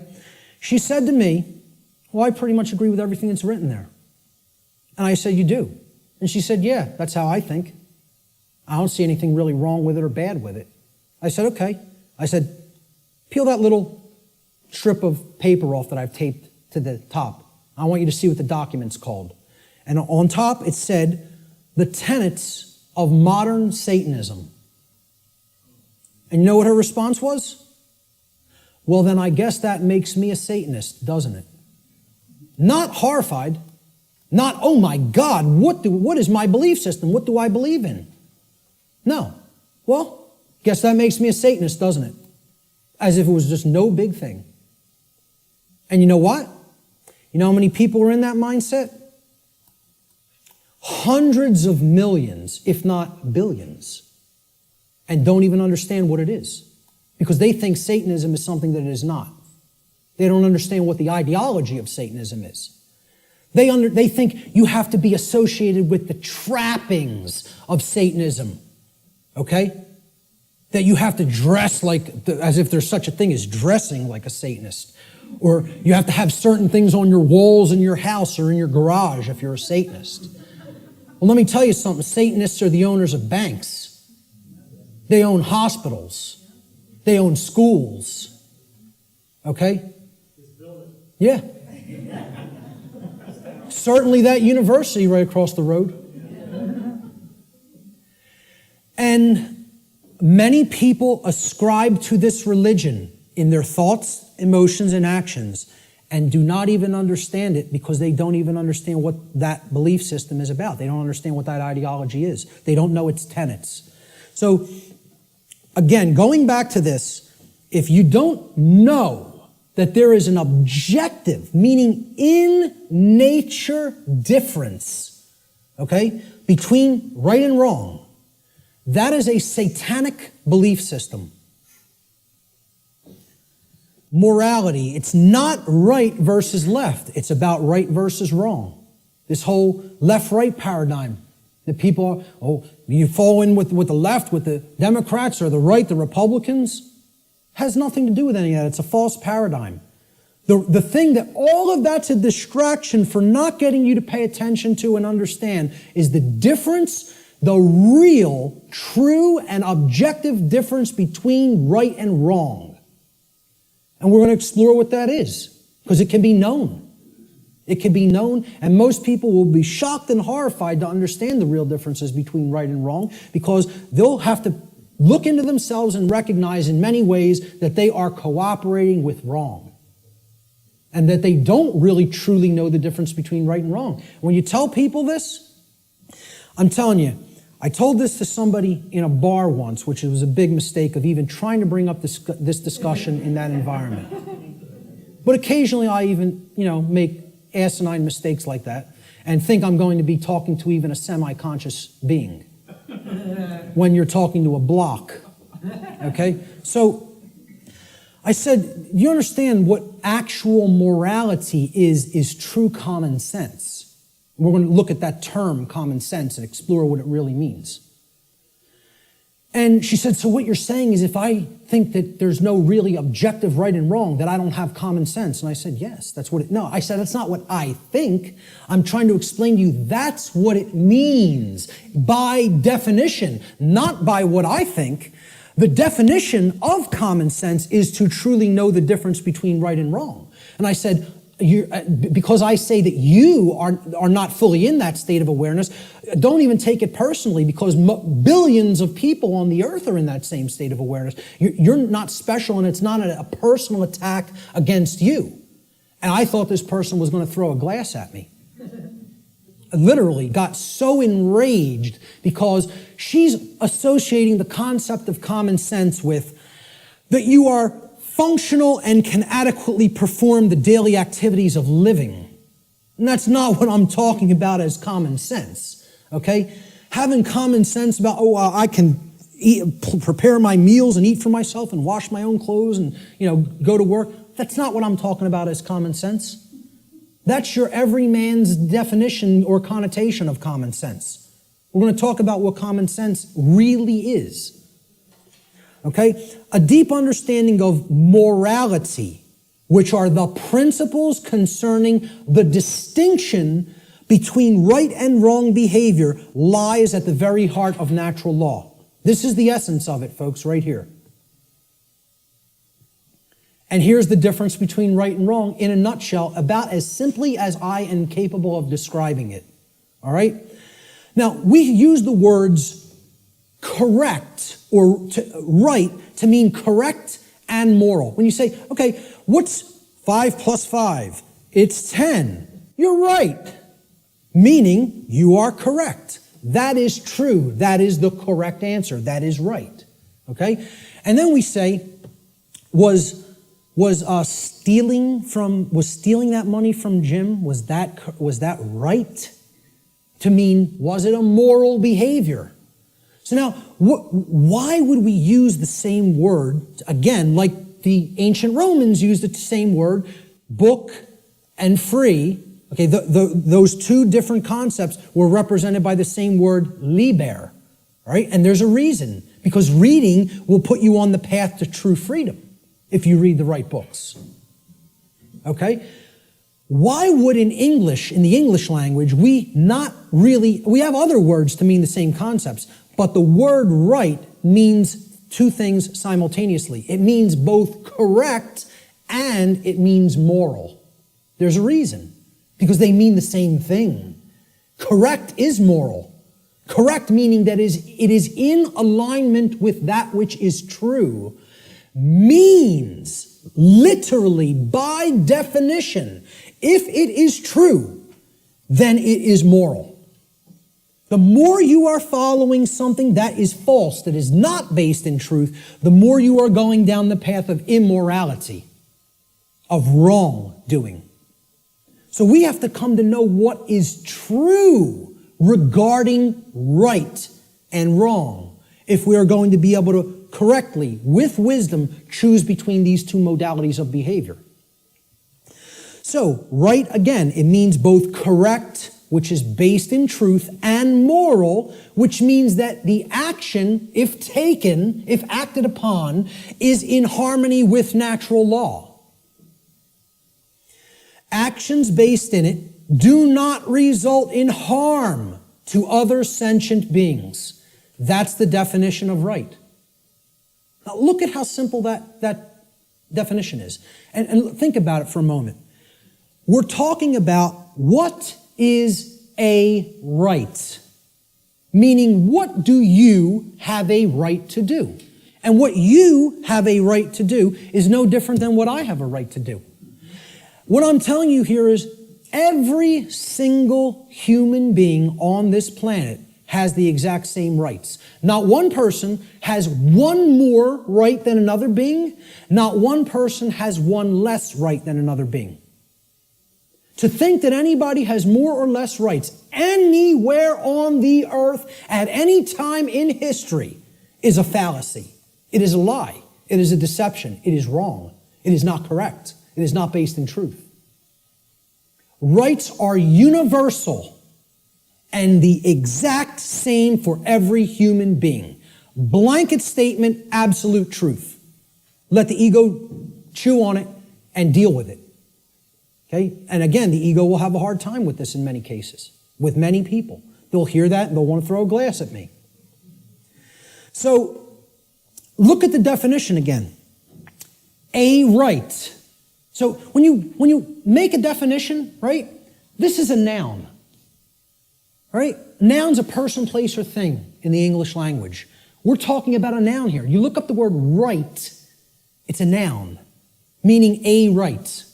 A right that we have to enact, to take, is an action. You have to start a definition with the same type of word.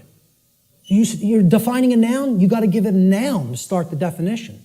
A right is an action. Most people will never even be able to tell you that. Just say, can you define what a right is to me? They will not give you this noun. A right is an action. So is a wrong an action. A right is an action that if you take it, it does not cause harm to other sentient beings. That's the simple and easiest definition that anybody can give for what a right is. And I guarantee you, you go and engage as many people as you want on the street. I have not asked this question and had anybody ever raise their hand or even contact me later and say, you go up to somebody on the street and ask them if they can define what a right is. Nobody can give you the correct definition for what a right is. Now, if you don't know what the definition of a right is, you certainly don't know whether you're choosing accurately between a right and a wrong, between right and wrong behavior. You can't. It's not possible. So many people believe that they're allowed and they can do actions with no consequence that actually aren't in alignment with natural law because the taking of those actions do result in harm. And they don't really even understand that. So let's look at what a wrong is. And we're going to deeply look into what a wrong is. We're going to focus on what wrongs are. Because in reality, to even start this, right, what have we based this definition on? Actions based in it do not result in harm, right? That's the negative of another definition. Well, it's the negative of this definition. So you can only actually define a right by knowing what a wrong is. A right technically cannot be defined outside of the negative. A right can only be defined apophatically, meaning understanding what a wrong is and then stating that it is anything that falls outside of the parameters of wrongdoing.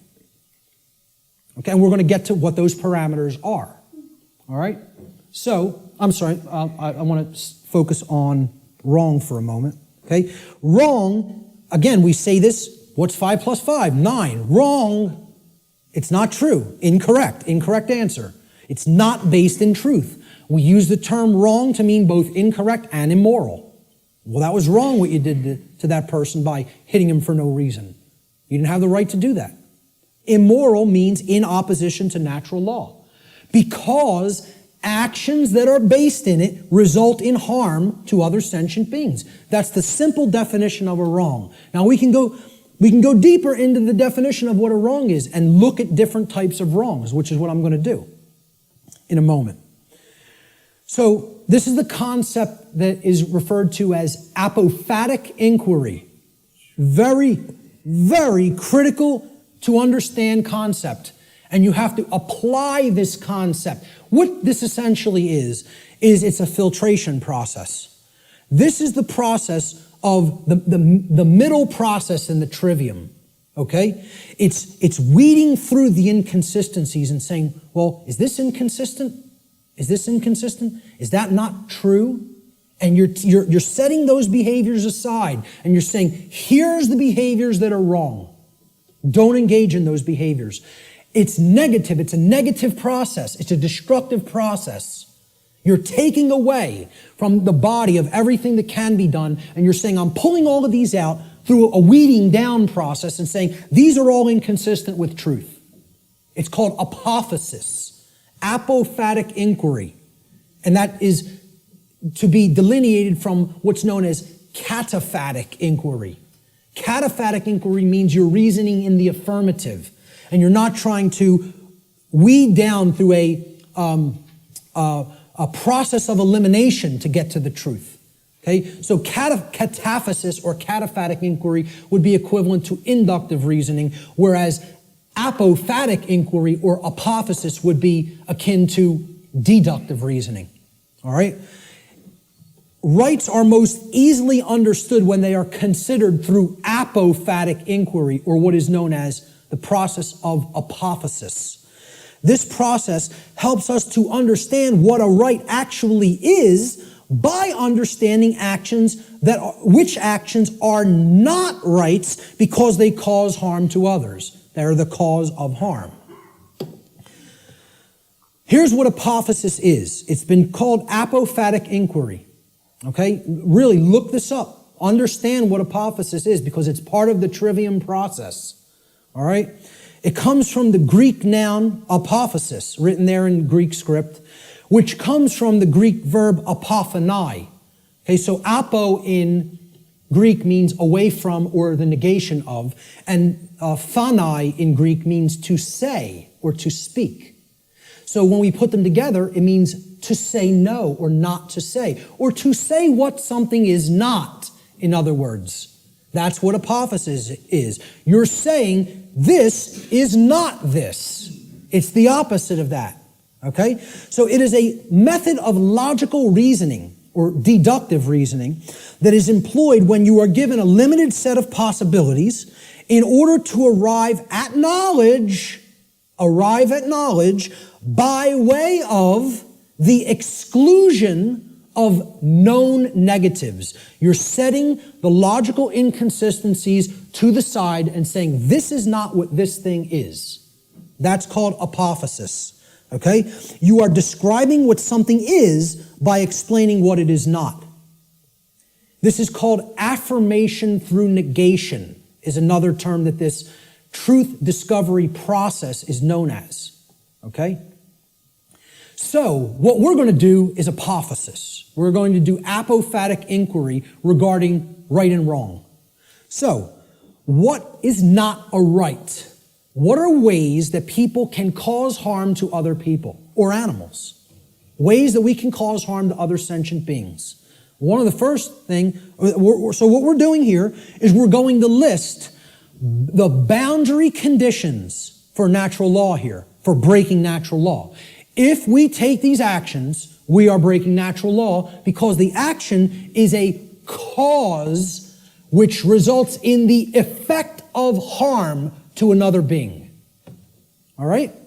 So these are what are simply, I call them the natural law transgressions, which means sins or wrongdoings. They're simply harmful actions that a person is capable of taking to another being, against another being. That's all. So of course, many people will get the first one. What's one of the main horrible, wrong things that somebody can do to another person? Kill them, murder them, take their life. Okay? Murder. And I would distinguish murder from killing as well, because occasionally, to defend oneself, killing may be necessary. But murder is always immoral and wrong. Okay? See, the fifth commandment in Hebrew, do you know what it says in Hebrew? It does not say thou shalt not kill. The term for murder in Hebrew is tirzach. The fifth commandment in Hebrew is lo tirzach, which means do not murder. Murder as a verb in Hebrew is a completely different word and a totally different connotation than the verb to kill. Because what they're saying is, don't take life without any right to take it. Meaning that you initiated the violence. And that's what murder is. It's the initiation of the taking of somebody else's life when you had absolutely no right to take that life. Now, if someone is coming after you, your rights, there may be times when you do have to take defensive action and forceful action, up to and including deadly force. We're going to talk about that later. But murder is the first natural law transgression. And if you want to go down to a subsection of this transgression, you could list it as a totally separate wrongdoing. I'm keeping it in the same basic category. Assault, meaning you're directly physically accosting without right the well-being, the bodily well-being of another being, is also, it's like, it would be, you could consider it attempted murder. Because assault is something that you do without right. If someone assaults somebody, they have no right to commit assault. Never exists. The right to commit assault does not exist. The right to commit murder does not exist in any circumstance, ever. Blanket statement. The right to defend oneself through physical force exists, and possibly in certain circumstances, the right to kill exists. But murder and assault can never be rights, because they always are done by being initiated without the right to do so. It is the initiation of violence. All right? Rape is the second natural law transgression. Okay? You're coercing the free will of another person and making them sexually associate with whom they wish not to. That's rape. And it's always wrong. Blanket statement. All right? The third natural law transgression is theft. It is the taking of property that does not belong to you. Someone else, got that property through lawful means without hurting somebody else. That's their property for as long as they are using it and being responsible for it. And you don't have a right to just take what doesn't belong to you. Nobody has a right to take my projector or my remote control or my computer any more than I would have the right to take Richard's cameras. Okay? It would be theft of somebody else's property. It's not mine. And this is the problem. We don't understand property. As we're going to get to, all rights are property rights. We'll get to that in a moment. That's the third natural law transgression. The fourth is trespass. And that means going into somebody else's lair that they are using, that they own lawfully and that they're responsible for, without their permission or consent, and you're just invading their privacy and their space, and you're taking their security away from them in that process. And we do have a right to set aside a place for ourselves for our own lair. Okay? And to violate that is to trespass against somebody else in their own property. The fifth and last natural law transgression is coercion. This is forcing somebody through the threat of violence to have their will comply with your will, whether they don't wish that to be the case or not. Making somebody do something that is against their will. Coercing them. And that's also not a right. Now, that's a small list. Very small list, right? We could add one more. We could add lying. Lying is also a wrongdoing. Okay? And I would consider that a theft of truth or a withholding of truth that somebody needs to understand to make accurate and informed decisions, lying to them. Okay? But essentially, these five are the overarching natural law transgressions. I challenge anybody to come up with a wrongdoing that doesn't fit into one of these categories. So far, I've never had one person able to do it. Any wrongdoing, any action that you could think of that doesn't fall into one of these wrongdoings. Yep. I would probably categorize it as pure ignorance, but I would say, hey, maybe you could look at it like that because that's propagating the slavery system indirectly. So, you're actually, you're not doing anything to help anybody else's freedom, certainly. I don't know if I would categorize that as a natural law transgression because, it's it's giving consent and propping up that system. It's not technically what I would call an action, but it's more of like giving consent. Hey, you could say that is a wrongdoing, I guess, because giving your consent is tacitly saying yes to control, and that's ultimately affecting everybody else's freedom negatively. So, possibly. But in general, what I would say is, if you could think of an actual physical action that doesn't fall into one of those categories, let me know, because that's a pretty comprehensive list, and it's only like 6 words. So, now, what if I told you I could narrow it down? What if I told you I can get rid of 5 of those words and take it down to 1? Okay? These are the wrongdoings. Let's try to narrow it down, right? Okay? Every harmful action that a human being is capable of taking is a form of theft. Now, many people will hear that for the first time. I've never heard that said. There is no action that you can take that causes harm to another person that is not a form of theft in some form or fashion. I challenge anybody to come up with an action that isn't a form of theft, that is an action that is a wrongdoing that isn't a form of theft. You won't be able to do it. I put that challenge out on my podcast. Say, email me if you know. No, not one person. The only one person challenged it and tried to say lying. I say, okay, that's really taking the truth from somebody, thieving truth. And whether you want to look at it as you're simply dissuading them from looking at the truth too, deceiving them, or not offering correct information, still you're taking away their ability to make correct judgments based on the availability of information. So it is a form of theft. Some form of property. Now look at that word. Property. Proper, meaning right, is always being stolen when a wrongdoing is committed. All rights are property rights. All wrongs are theft of property. Once again, I challenge anybody. It's an open challenge. If you can find me a right that is not a property right, or a wrong that is not the theft of some form of property, please do it. Please let me know. Okay? Life is a form of property. So taking life you had no right to take, murder, is stealing property that wasn't your own, because that was that person's life, possessive. They own it. And I didn't have a right to just go and take it for no reason.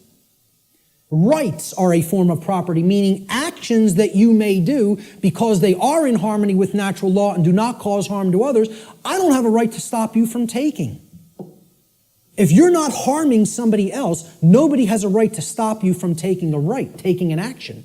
You may perform any action which does not directly result in harm to somebody else. Okay? Rights are a form of property. Freedom is a form of property. Somebody doesn't have a right to take somebody else's freedom and hold them against their will just because they don't like what they're doing. They have a distaste for what they're doing. Or they want them to comply with their behavior, with their commands. Okay? They want them to make their behavior comply with commands that they're being given. So, if you really break it down, let's look at the wrongdoings once again. Murder. Is that not the taking of somebody else's life? Assault is the taking of their right to remain unharmed in their person.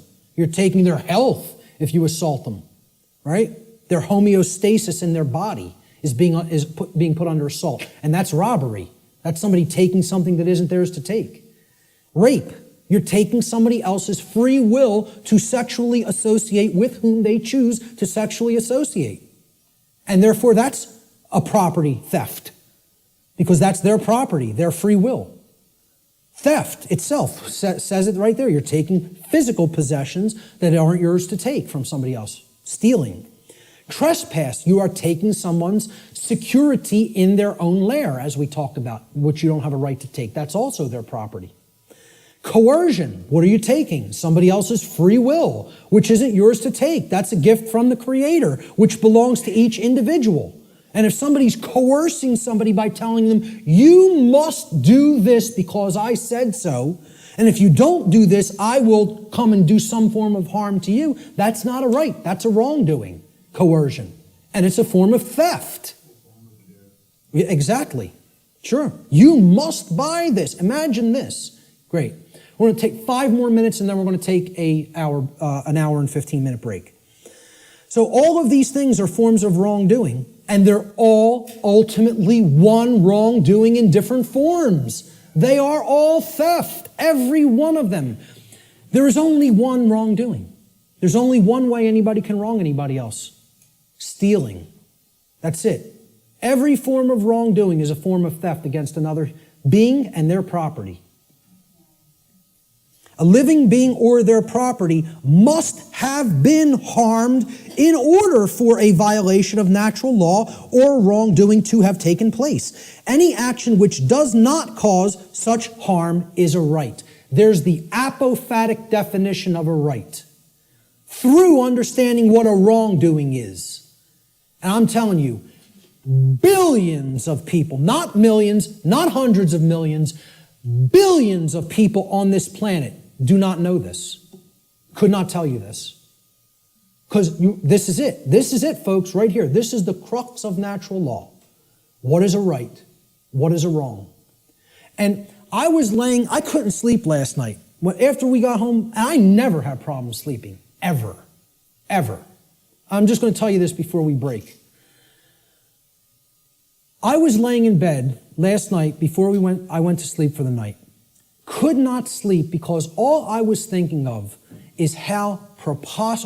I told this to some people at lunch. I'm just sitting there thinking about how preposterous and ridiculous it is for me to even ever have to utter any of this.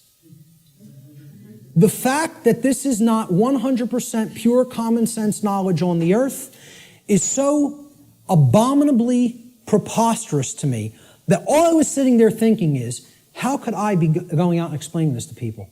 This is what I must do? Me, though. It was almost like schizophrenic in a way. Because I was just thinking, I was waking up and then falling back to sleep and waking up thinking, where am I? Why am I here? And I'm the person who's coming out and doing this. And it's just so absurd and ridiculous to me. Some punk from South Philadelphia taking in the knowledge of the mystery traditions and teaching them to people. Me. It's the most ridiculous thing. I can't even imagine it, you know? I still can't. I can't imagine that it's necessary, you know? That's the position that our society is in. It's so profoundly sad that I can't believe it. And unless we deeply start to understand this and propagate this knowledge to other people, things are going to get worse and worse and worse and worse. And there's no reason for it. There's no reason to go down that path. We want to choose the way of maximum pain because we don't want to give up thoughts that we're addicted to just because the pattern has been there for as long as we can remember. We would rather go down the path to the grave and the abyss rather than admit we were wrong and just say, I need to give up this negative way of thinking. You know? I'm going to leave it right there and just say the bottom line to what this section comes down to is if someone hasn't been harmed, no wrongdoing has been committed. No victim, no crime, in other words. Many people insist, there doesn't have to be a victim for there to be a crime committed. You know how many people are rotting away in a jail cell right now as we speak who have never harmed another living being? You know how many people? Tens of thousands. Okay? And no one has any right to hold them. Unless you've harmed somebody else, nobody has a right to stop you from continuing to take the action that you are taking. Okay? We're going to talk about some of those things in the last section. So let's take an hour and 15-minute break, and we'll be back here at about 5:20.